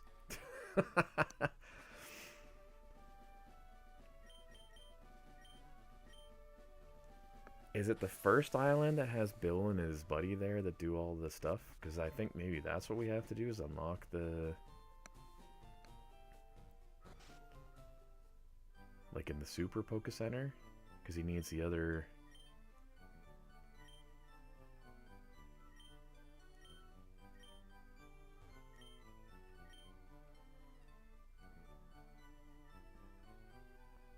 Huh. No? Okay, it's not this one. Unless there's something else on this island. Oh yes, this is where I think you can get to Moltres eventually. We don't need that right now. Oh god. I rapid press the buttons and end up taking myself back to Vermilion. Oh my god. 3 island maybe? Because if 4 is the... if 4 is where the daycare is, that's the mine there. Is this what connects to...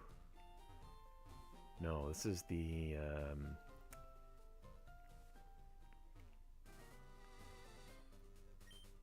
this is where, like, the berry thing is. So this is not it either. So we need to go to 5, maybe? Fallon. How am I doing? I'm doing pretty good. I'm just a wee bit lost on where I need to go next. We've been trying to finish out the Pokedex. Just trying to evolve Pokemon that I haven't evolved yet. And then I was thinking I would try and... oh, this might be it. Maybe I would try and progress to get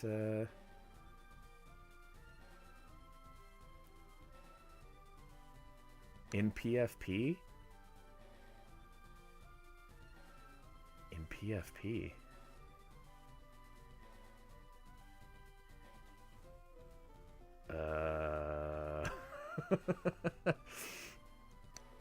In PFP he looks so young. Well, I mean...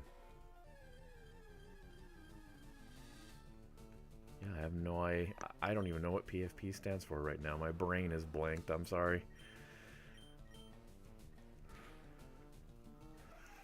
But yeah, I'm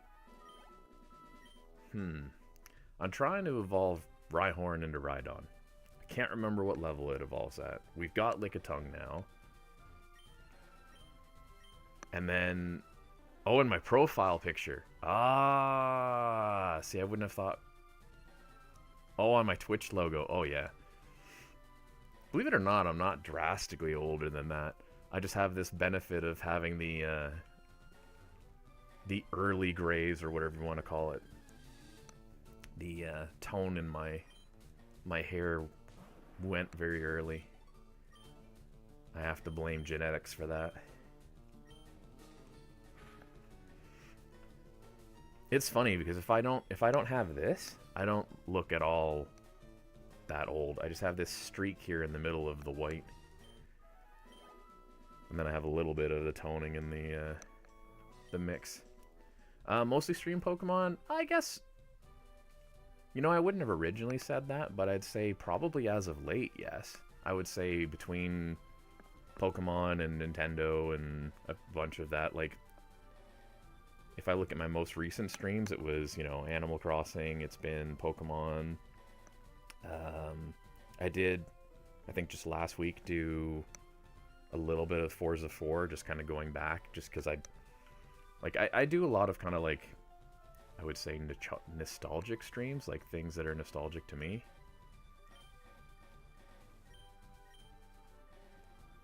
Okay, cool. Wait, why the door not open? Oh, I have to walk through it. Here we go. So we're technically progressing the story a little bit too now. But yeah, I kind of stream a little bit of anything that kind of gives me either the nostalgic kind of like vibes or just kind of calls to me in the moment. I don't really have a particular like this is the thing I'm going to do today or this is the thing I'm going to do tomorrow. I just kind of dive into whatever's calling me for that particular stream or that particular day. I don't stream crazy often. I feel like through the pandemic I streamed a lot more frequently just because we were all locked in our houses and I had nothing else to do. But I try to pop on here occasionally. Kind of keeps my own social, whatever you want to call it, social well-being kind of covered, I guess. Okay. Oh, I feel like this is going to mess up my brain. I already know I'm going to get very confused as to where I'm supposed to go with this one.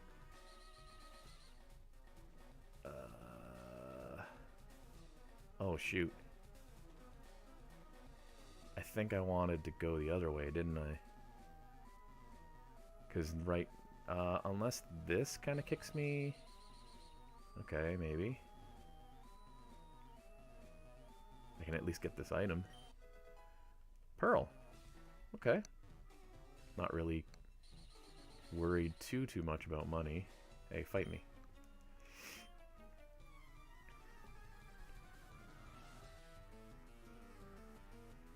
You wonder if my profile picture would be in cartoon art, it would look so cool. That would be kind of neat, actually. I'd have to throw it into, like, some renderer or something, I guess. Houndour! It's the first time we've seen Houndour. That's cool. I guess that makes sense, because this game does seem to have the full National Dex. At least for whatever the National Dex was at the time. Hey, Rhyhorn got 40. 2 Houndours? Oh, that's disappointing. This is drastically unfair. Now I feel bad. I think I still have an amulet coin on Blastoise, so I should still be getting some money. Yeah, I'm always open to suggestions, by all means. Feel free to throw it into the chat. No worries there. I've had folks pop in over time, kind of promoting their art and stuff like that. Like, none of that stuff bothers me. This is gonna throw... Because if we go down, that's going down again, and I'm not exactly sure... You know what, let's just find out. Okay, so it sends us for a loop, essentially. So... we don't want to go down and down again, we want to go this way and see. Okay. Another battle. Although he's kind of in the road, isn't he? Because I wonder if we want to be... Oh no, we can technically access all the different directions there. I was just thinking if I could get past him, I could go to that other one that's going down, but then I realized that was one long chain. A level 48 McChop.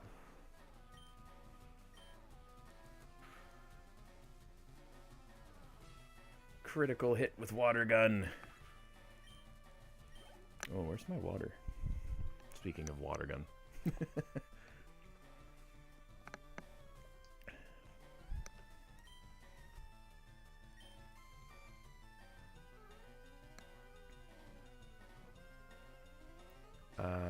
No. Probably not. Well, that's weird. My water tastes minty.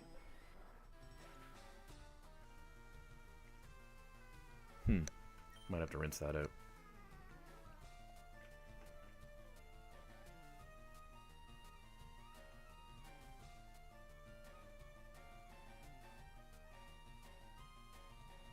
Oh. If you want to share it, Fallon, by all means. I will say I've had plenty of folks come into here before, and when it comes down to art stuff, I don't, I'm not putting a huge investment into a channel that I only occasionally, casually stream from. So, I don't want to get folks' hopes up too much if it's business stuff they're looking for.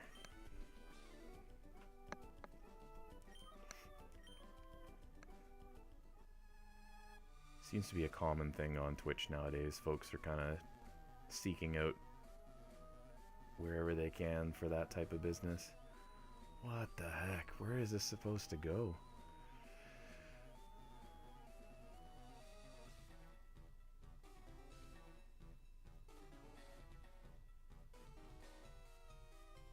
Because if I... Oh, I could go down there and get that item, actually. Let's grab that. Big pearl, as opposed to a regular pearl, okay.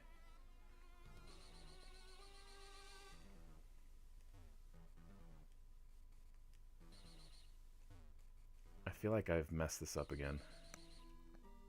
Oh, maybe not. No, yes I have.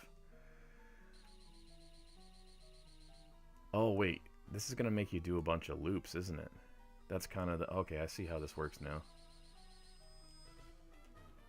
So it's going to make you loop around, and then we know it's this one's next. But then...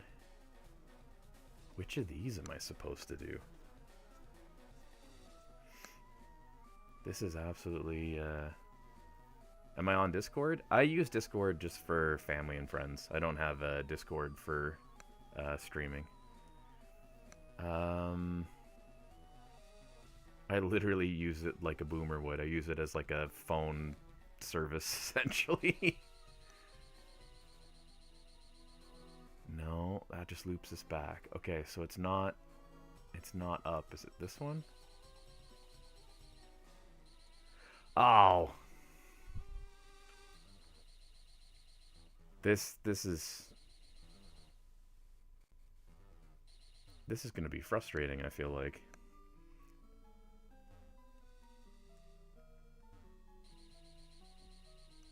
Because I want to go to the right.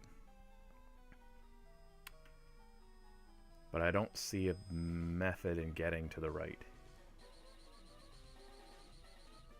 Yeah, because this one just takes you back down here.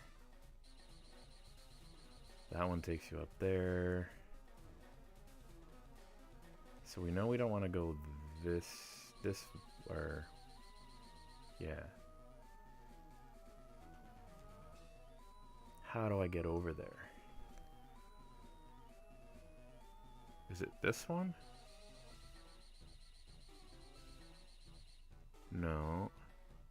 So we've tried top, we've tried bottom, so middle? Yes. And then you just have to be careful. I have Axe 2 with fuel counts get suspended again. Yeah, by all means, you can shoot me a follow, shoot me DMs, whichever, it's all good. As I say, I can't guarantee that I'll necessarily jump at it, but I do like looking at art, at the very least. Oh, come on. Okay. I was very worried there for a second, because as we started moving down, I'm going like, oh no, it's going to throw me back to the beginning. I'm going to have to redo that all again. Hypno. Hypno is one of my go-tos early in the game for a quick, easy psychic type. Of course, now that Blastoise is as high level as it is, I don't really need other Pokemon. 800 experience. This is great. No. I will not change Pokemon. Let's hit it with the Hydro Cannon if it'll hit. Nope. Missed.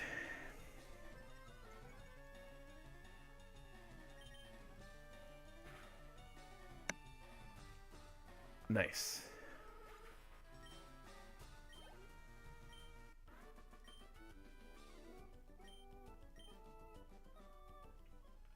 Get a fair amount of money, and we get some experience. Okay, this is good. So we should be able to get our way up there, and hopefully this... It's so funny that they talk...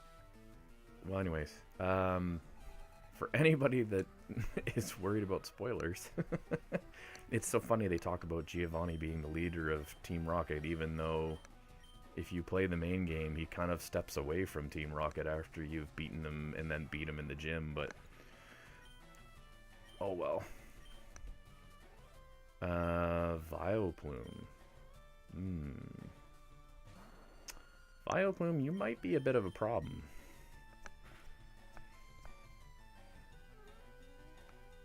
That's with the critical. Yay, I'm paralyzed. Ah. Oh. Of course you have hyper potions. And I'm paralyzed and can't move, and you're gonna use Giga Drain.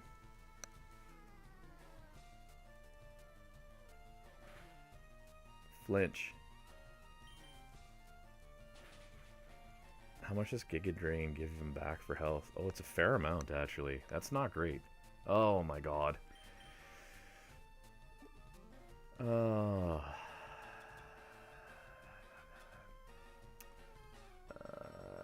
Yeah.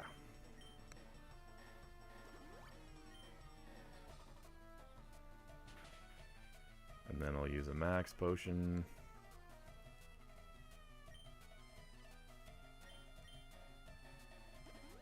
It's so nice whenever you end up in these battles where you're just being absolutely like obliterated by them using different... Now I'm asleep? Seriously? Well, at least it can't paralyze me while I'm asleep, I guess. But it's gonna refill its entire health at this point. Oh my god.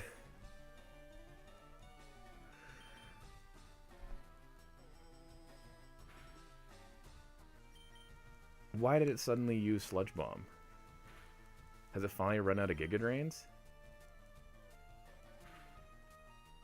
Flinch. Oh my god. Can you just flinch, please?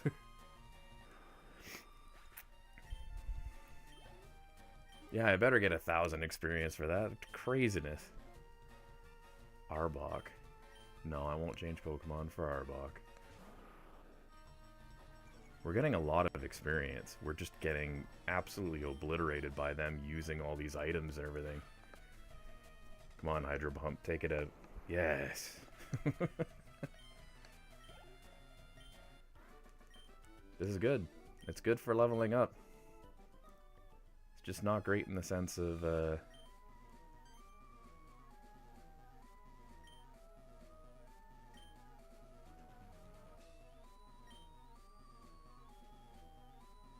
Oh.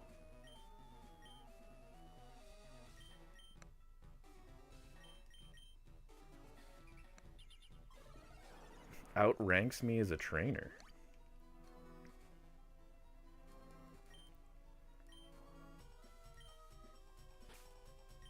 Well then, let's save here and we'll give this battle a trial. We can always reset if we have to.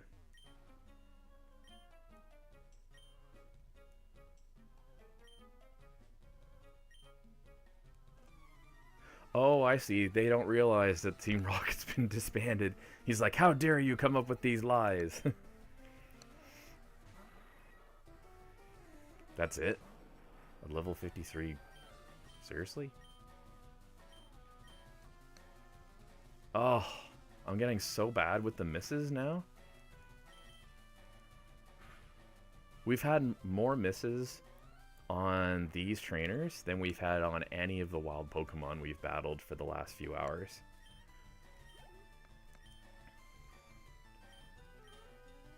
Yeah, I'm not going to change.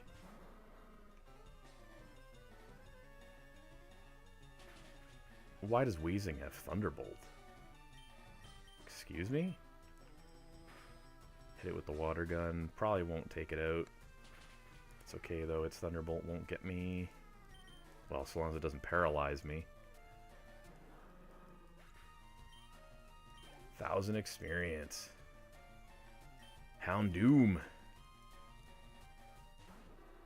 I wonder if Water Gun's enough to take out Houndoom in one hit, or if I need to use the other because he's a... Oh yeah, one hit.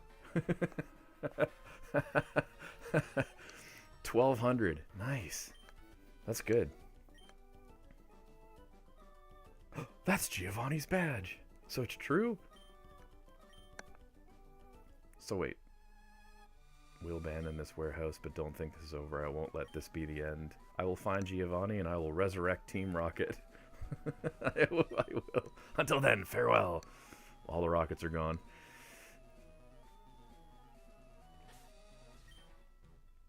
Save here. Which Pokemon is my favorite? Oh, man.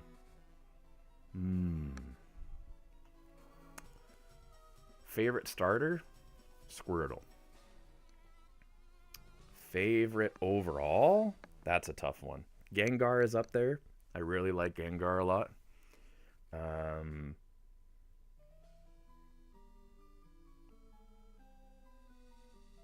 Man, that's a tough one.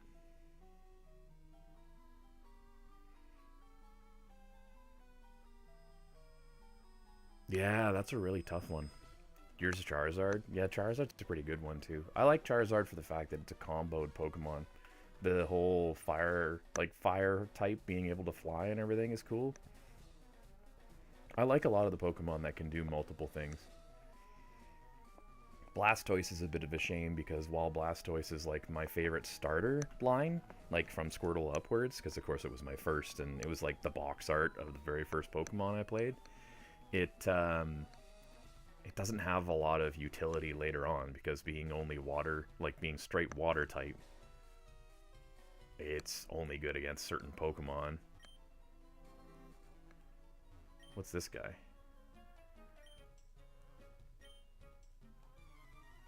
How did I know this guy was going to be a battle? I had a feeling. How many Pokemon does he have? He has almost a full team. This might be an issue. And that's a Voltorb. Rutro. Chewcross. It's going pretty good.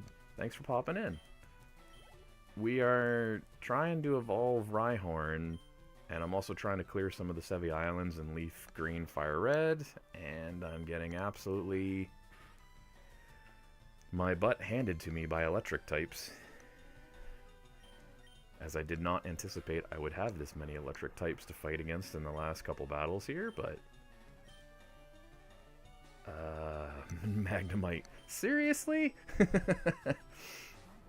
How long have I been playing Pokemon? Like this game? This game I've got like 50 hours sunk in. Do you mean in general, like lifetime Pokemon? Because that's a much trickier question to answer. Because if we're asking for hours, I don't know how I would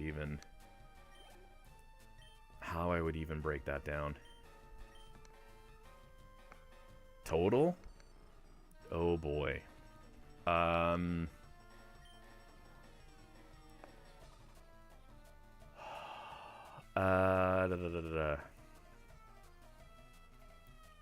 Total amount of time in Pokemon games. I don't know. Has to be thousands of hours. Easily thousands of hours. Because, I mean... Oh, paralyzed, of course. These things just love hitting you with the status ailment. Tri-attack. Man, I haven't seen a Pokemon use Tri-attack in so long. The emotes. Twitch chat popping off. Yeah, I'm kind of at a loss, but yeah, usually, I mean, Porygon. I don't know the last time I've actually seen an NPC use a Porygon. That's kind of neat. Just hit it with Water Gun and see if maybe that's enough to at least weaken it. Nice. Oh, we use Recover. Is it going to use a Max Potion too now? Oh my goodness, the emote chat.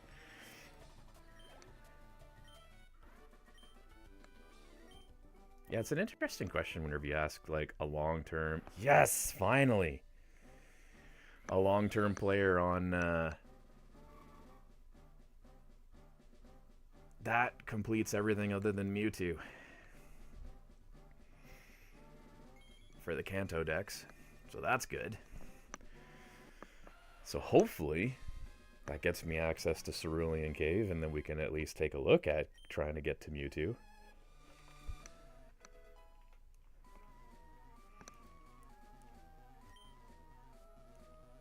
But yeah, how, like,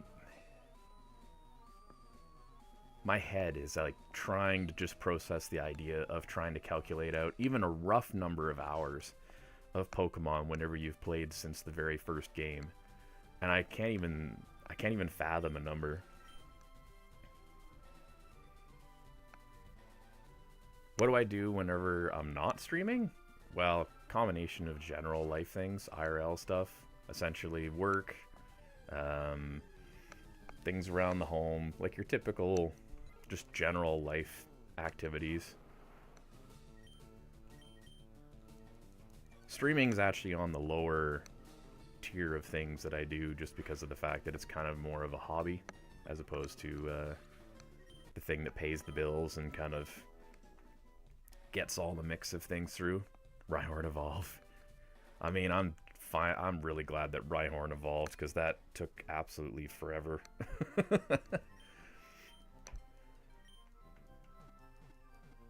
Heal these all up. Put Rhyhorn away, because we don't really need Rhyhorn now. Or, pardon me, Rhydon. It's funny, I was calling it the wrong name for the longest time, and now that it's actually the Pokemon it's supposed to be. Let's see, let's deposit the Rhydon. Because then that's my Pokedex entry. And then, who do I want to take with me now? I'm tempted to take Dragonite. Oh, what are my hobbies? Oh, I like to get outdoors. I hike a lot. I'm also a big, like, tabletop minis and kind of like your, what do you call them, I guess? Your models, I guess, type of person for hobbies. I have a tendency to be, essentially, if you can think of any, almost any kind of nerddom, geekdom, I have some kind of, like, dabbling in it, I suppose.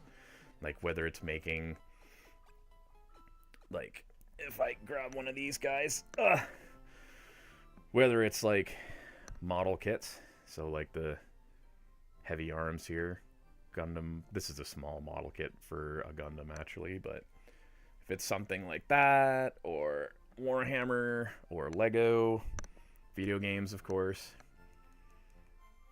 But yeah, I have a broad variety of things I'm kind of into and get into. There's nothing that is an immediate, like, this is my one thing. Pokemon's up there, obviously.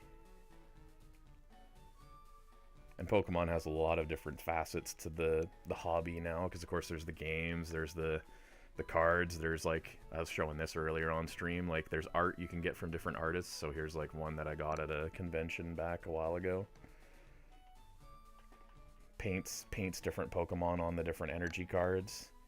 Do I have any of my... I have some of my model work kind of close from like the Warhammer side of things. Oh boy.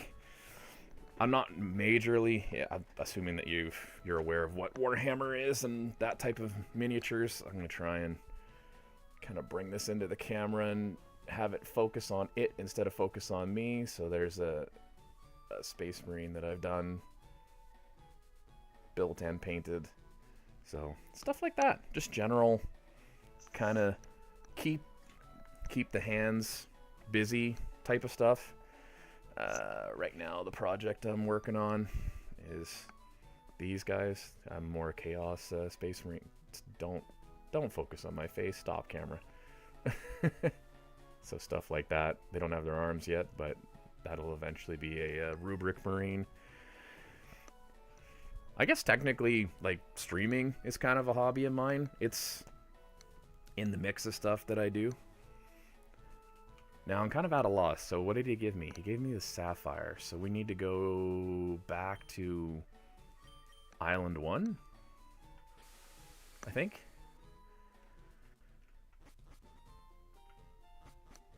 So yeah,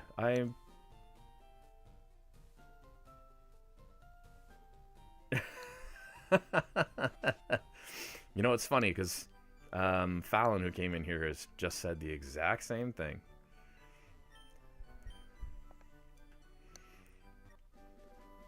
So I don't have a Discord that's connected to the stream. I think I do have a Twitter that's connected that you can send stuff to. Yeah, there's been plenty of artists that have dropped into streams and kind of promoted their stuff through, so by all means. I don't do this as a career, so I don't have a lot of money in stake and kind of invested in this, so just be aware of that.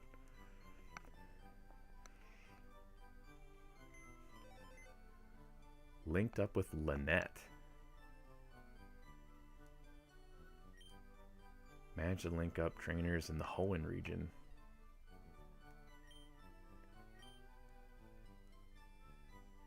Okay. I'm not crying, that's enough about me. So does that mean I can now linked with Kanto and Hoenn? But the problem with Hoenn is that that's not... This might be an issue.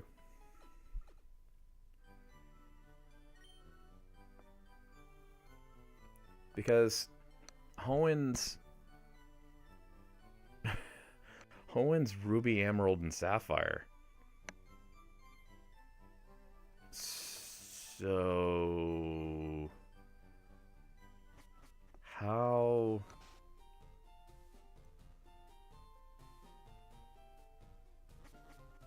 Now I'm at a bit of a loss here.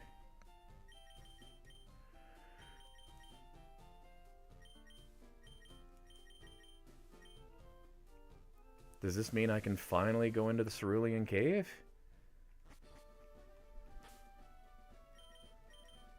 First things first. Skarmory.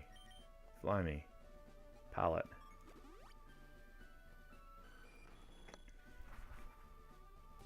I feel as though there's...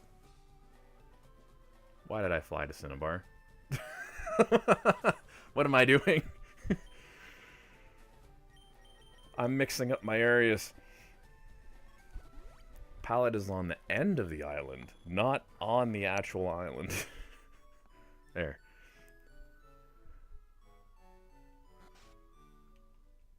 Oak.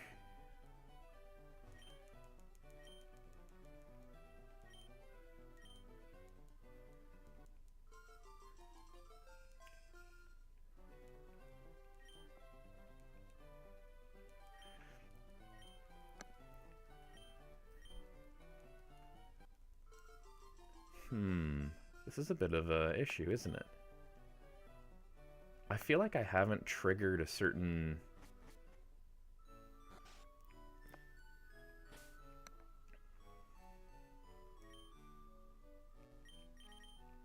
Because it's like the person blocking Cerulean Cave is saying that you need to complete a great achievement. And nobody has quote-unquote told me a great achievement has been completed. But it's open. Ah! Why'd I go into the house? Get out of the house! So it was literally just connecting that. All I had to do was get that sapphire from the rocket area, and then I'm good. Okay. So now, in theory, we take our little HM team, and we go in and we try and bust down the door of Mewtwo's place, I guess?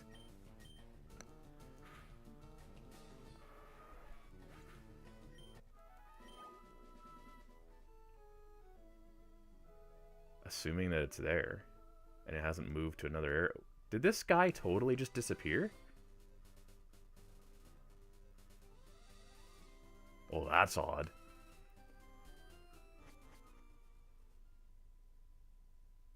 Cerulean Cave.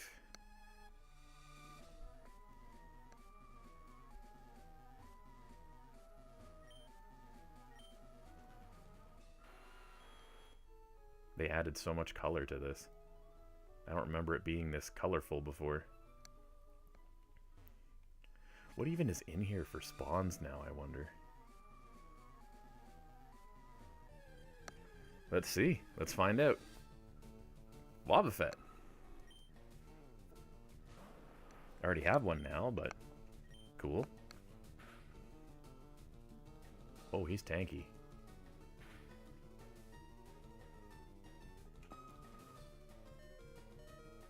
Holy.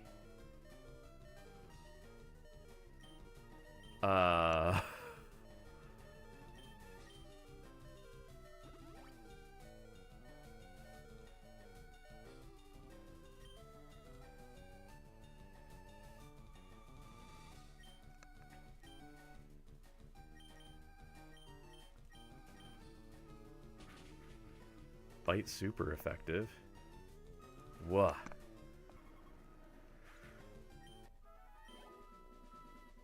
They're not kidding when they say that these are actually very strong Pokemon then. So this would actually be a good spot. Okay. I hate that we just got in here. Darn it. This would be a great spot to level up a bunch of different Pokemon.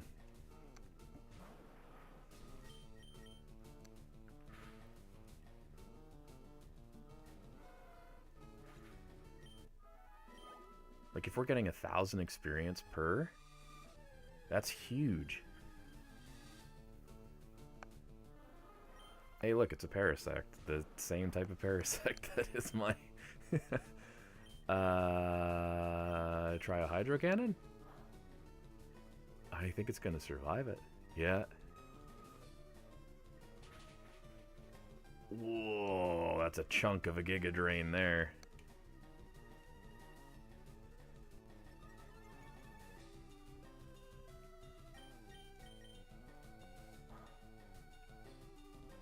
Wow, it tanked. It absolutely tanked that. Okay. We are definitely going to want some... Like, we just... Yeah, Blastoise just leveled up. Okay. We're definitely going to want to bring some serious items and some serious XP share, because I can level up a lot of Pokemon in here. This is great. Like, these are level 60s. Like, where was this before whenever I needed my my Rhyhorn? Darn it. I think it's going to survive the Hydro Pump, too. Yeah, holy. And then hits you with the Giga Drain, which takes 30 to 40 health. I want to bite it, but I'm worried that it's going to poison me, right? Well, even if it does, I'm exiting. Wow. Okay, so this cave is going to be amazing for getting experience, which is great. So what we can do, what other Pokemon do I want to evolve, actually? Because that's kind of where we're at now.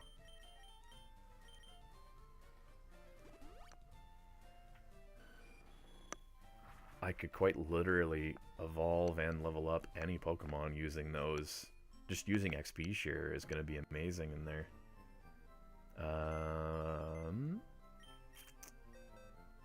Let's see. Move items. You take. Yes. Deposit. Who do I want to... I mean, I don't want to get rid of... well, Skarmory I don't really need at the moment.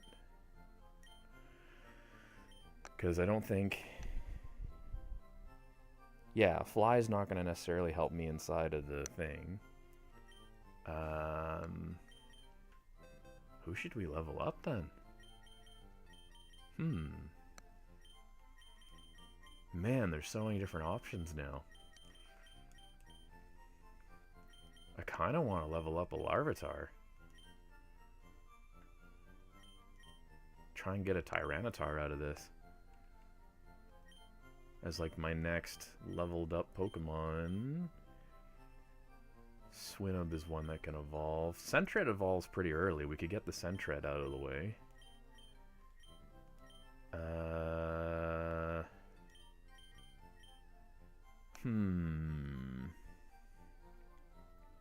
Trying to think in my head here. Let's deposit Dragonite.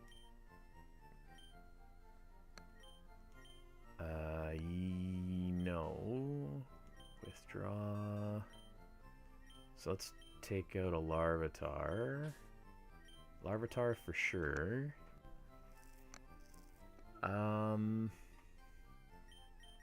Let's get Sentret. Let's do the Sentret. Because you know what? Let's get that out of the way. Because I feel like that's a good one to level up into a Ferret and have that done.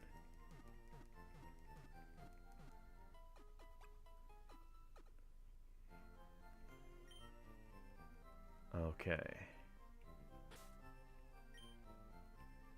Alright. So if I put XP share on both these guys...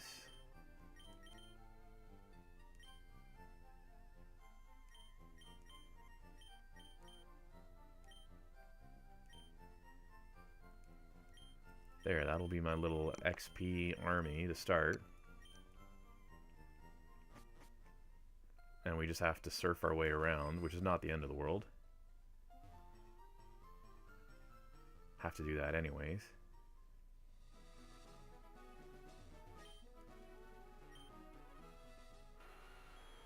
I'm not thinking I'm making a lot of progress through the cave, because if everything's like level 60 and up, like near level 60 and whatnot, there's no way we're making huge dent in progress for this for today. At least in the amount of time I'm intending to continue streaming. So we use this as kind of like a grind out section, get levels on some Pokemon that we want to level up for the decks, and then hopefully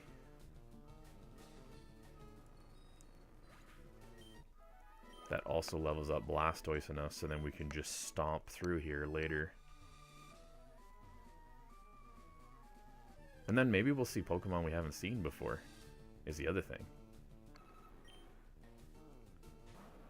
So I don't know what to do with Wobbuffet, because if Wobbuffet's gonna absolutely obliterate me with Mirror Coat, unless I take him out in one hit. Yes! There we go, look at that. Already a level up for Sentret. Love it.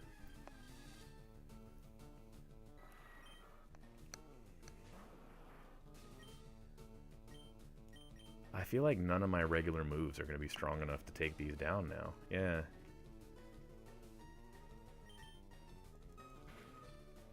Like Water Gun, where it used to be able to just take out most of the Pokemon, now it's going to do almost nothing.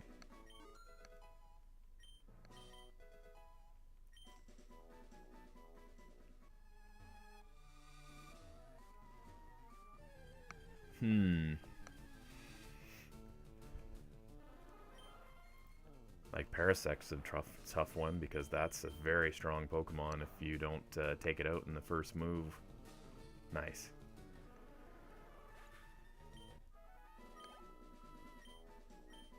I might need to grind out some levels just to make it to Mewtwo.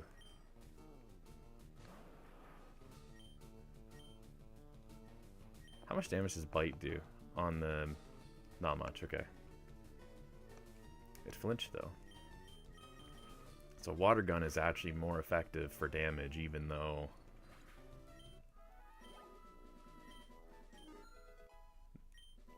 Sentret's just growing levels.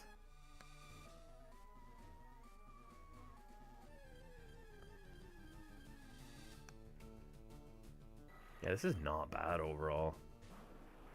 I'm glad that we got access to this now. I mean, it's like, we've gone from grinding to grinding, but, I mean, still. It's progress one way... Oh, Confuse Ray.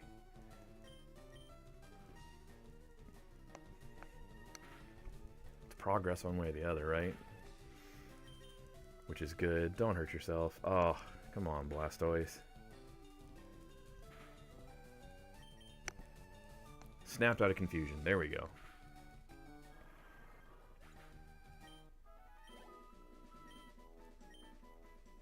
But yeah, this would be a great way to level up my team. Just kind of grind out a bunch of... Ditto! Level 52 Ditto. Survive.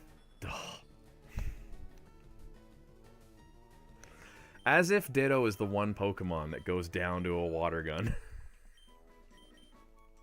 All the other ones survive. Darn it, Ditto. Everybody loves you right now. Why? Why do you have to make me look like the bad guy? That would have been a nice one to have caught, because then I could have put that into the breeding section to use for breeding some of the babies. Oh, well. It is what it is.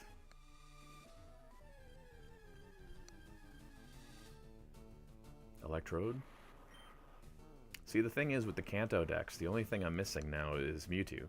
So I'm not overly worried about what I get or don't get from this, but I am hoping that we get some things that we haven't found in the other areas.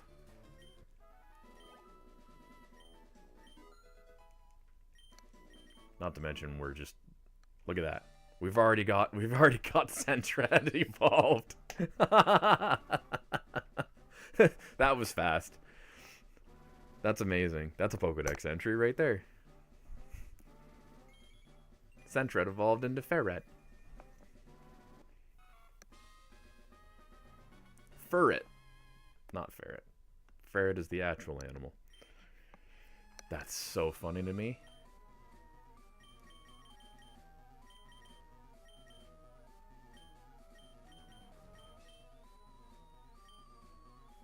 So that's all the evolutions of that one done.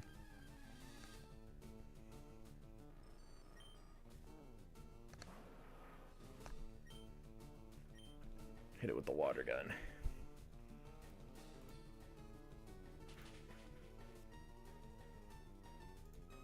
Do. I can't believe it actually survived.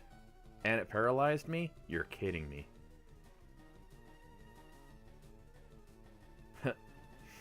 Always have to laugh about that. I just looked at the Twitch chat and I see that Twitch has gotten quite quiet. Why is it trying to Thunder Wave me again? Too bad. Oh. Fully paralyzed my butt. Yeah, that's right. How you like me now, Magneton? The joys of the Twitch chat. It's so funny to me that Twitch chat is Primeape. Man, you could really do well on your... If you hadn't... So, in all truth, if you hadn't finished your Pokedex yet, and all you had to do was complete the connecting areas objective, like defeating the rocket guys out on the islands, essentially, you could come here and you could easily finish your decks for a lot of the harder to get and harder to evolve Pokemon. Because I'm assuming if we're seeing these guys here, as you go deeper, there's other ones that are like Golduck and, you know, like your higher level mixed Pokemon, which is pretty cool. Oh my god, Paralyzed, can't move, my... Ugh. Oh, and then we missed.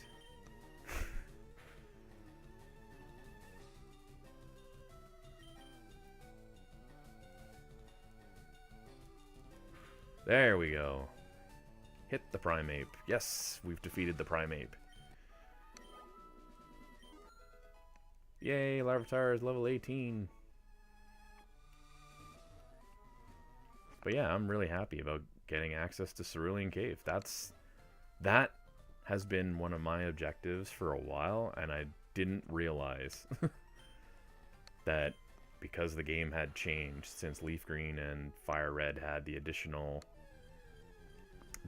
step of kind of like re-defeating the Rocket team and connecting the games, that's where you needed to go to finish off that stuff. Oh my god, I'm paralyzed and can't move. You're kidding me.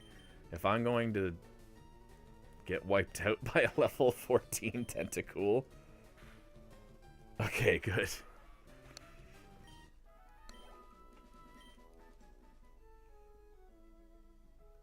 So let's work our way back.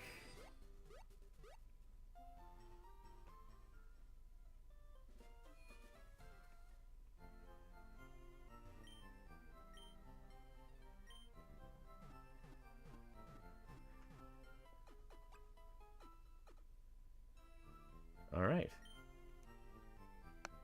Hope to see you again. Yep. Okay, let me deposit my ferret, because I don't need the ferret anymore.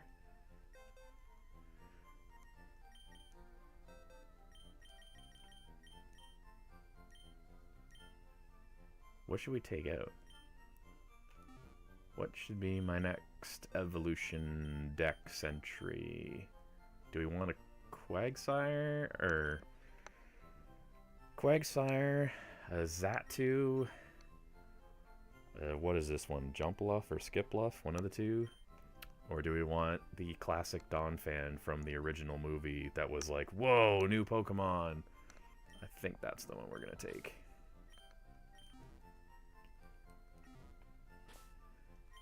Give that one an XP share.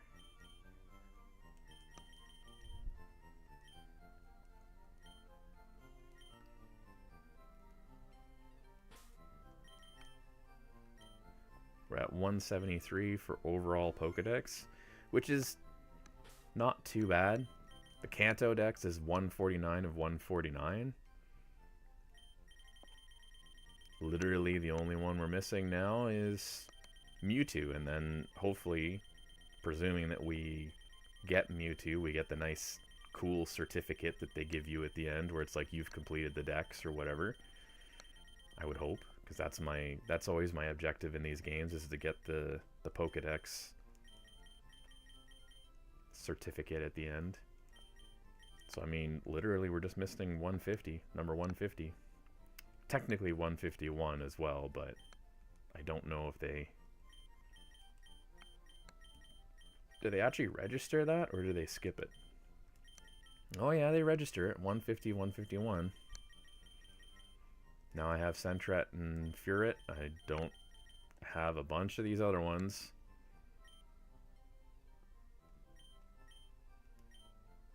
That's interesting. Murkrow doesn't... So this is prior to Honchkrow, because we have Slowking right after Murkrow. It's good to know, though. It means I don't need to evolve him.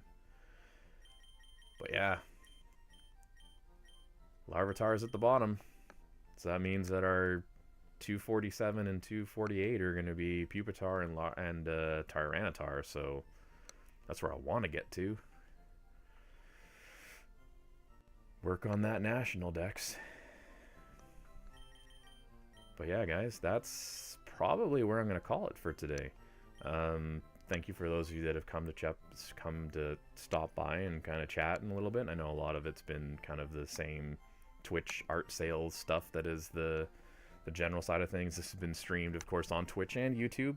making it available on both of the worlds, so that way it's yeah, viewable as an archive, and then also depending on whatever your preference is. So yeah, I've been very very happy with kind of today's progress, because I mean, I wanted to get more Dex entries. I wanted to get to the point where we had the Pokemon kind of like done essentially for the Kanto Dex, given that obviously, as we saw from the connection from the rocket and connecting to the Hoenn region, like, we don't have access to Ruby, Sapphire, Emerald yet.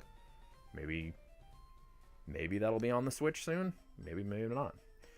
But it was just good to kind of like put a little grinding time into this. So yeah, so once again, thank you to those of you that came and stopped by. Thanks to everybody that comes and checks it out as an archive, and I'll continue just doing this little tiny hobby thing on the side as frequently as I get options to do so. And obviously, if I get snowed in, you'll probably see more of me than if it's nice outdoors and I can go hiking. So yeah, have yourselves a great rest of the week. I guess happy belated Easter if you were a person that celebrated Easter or had any connection with that. And yeah.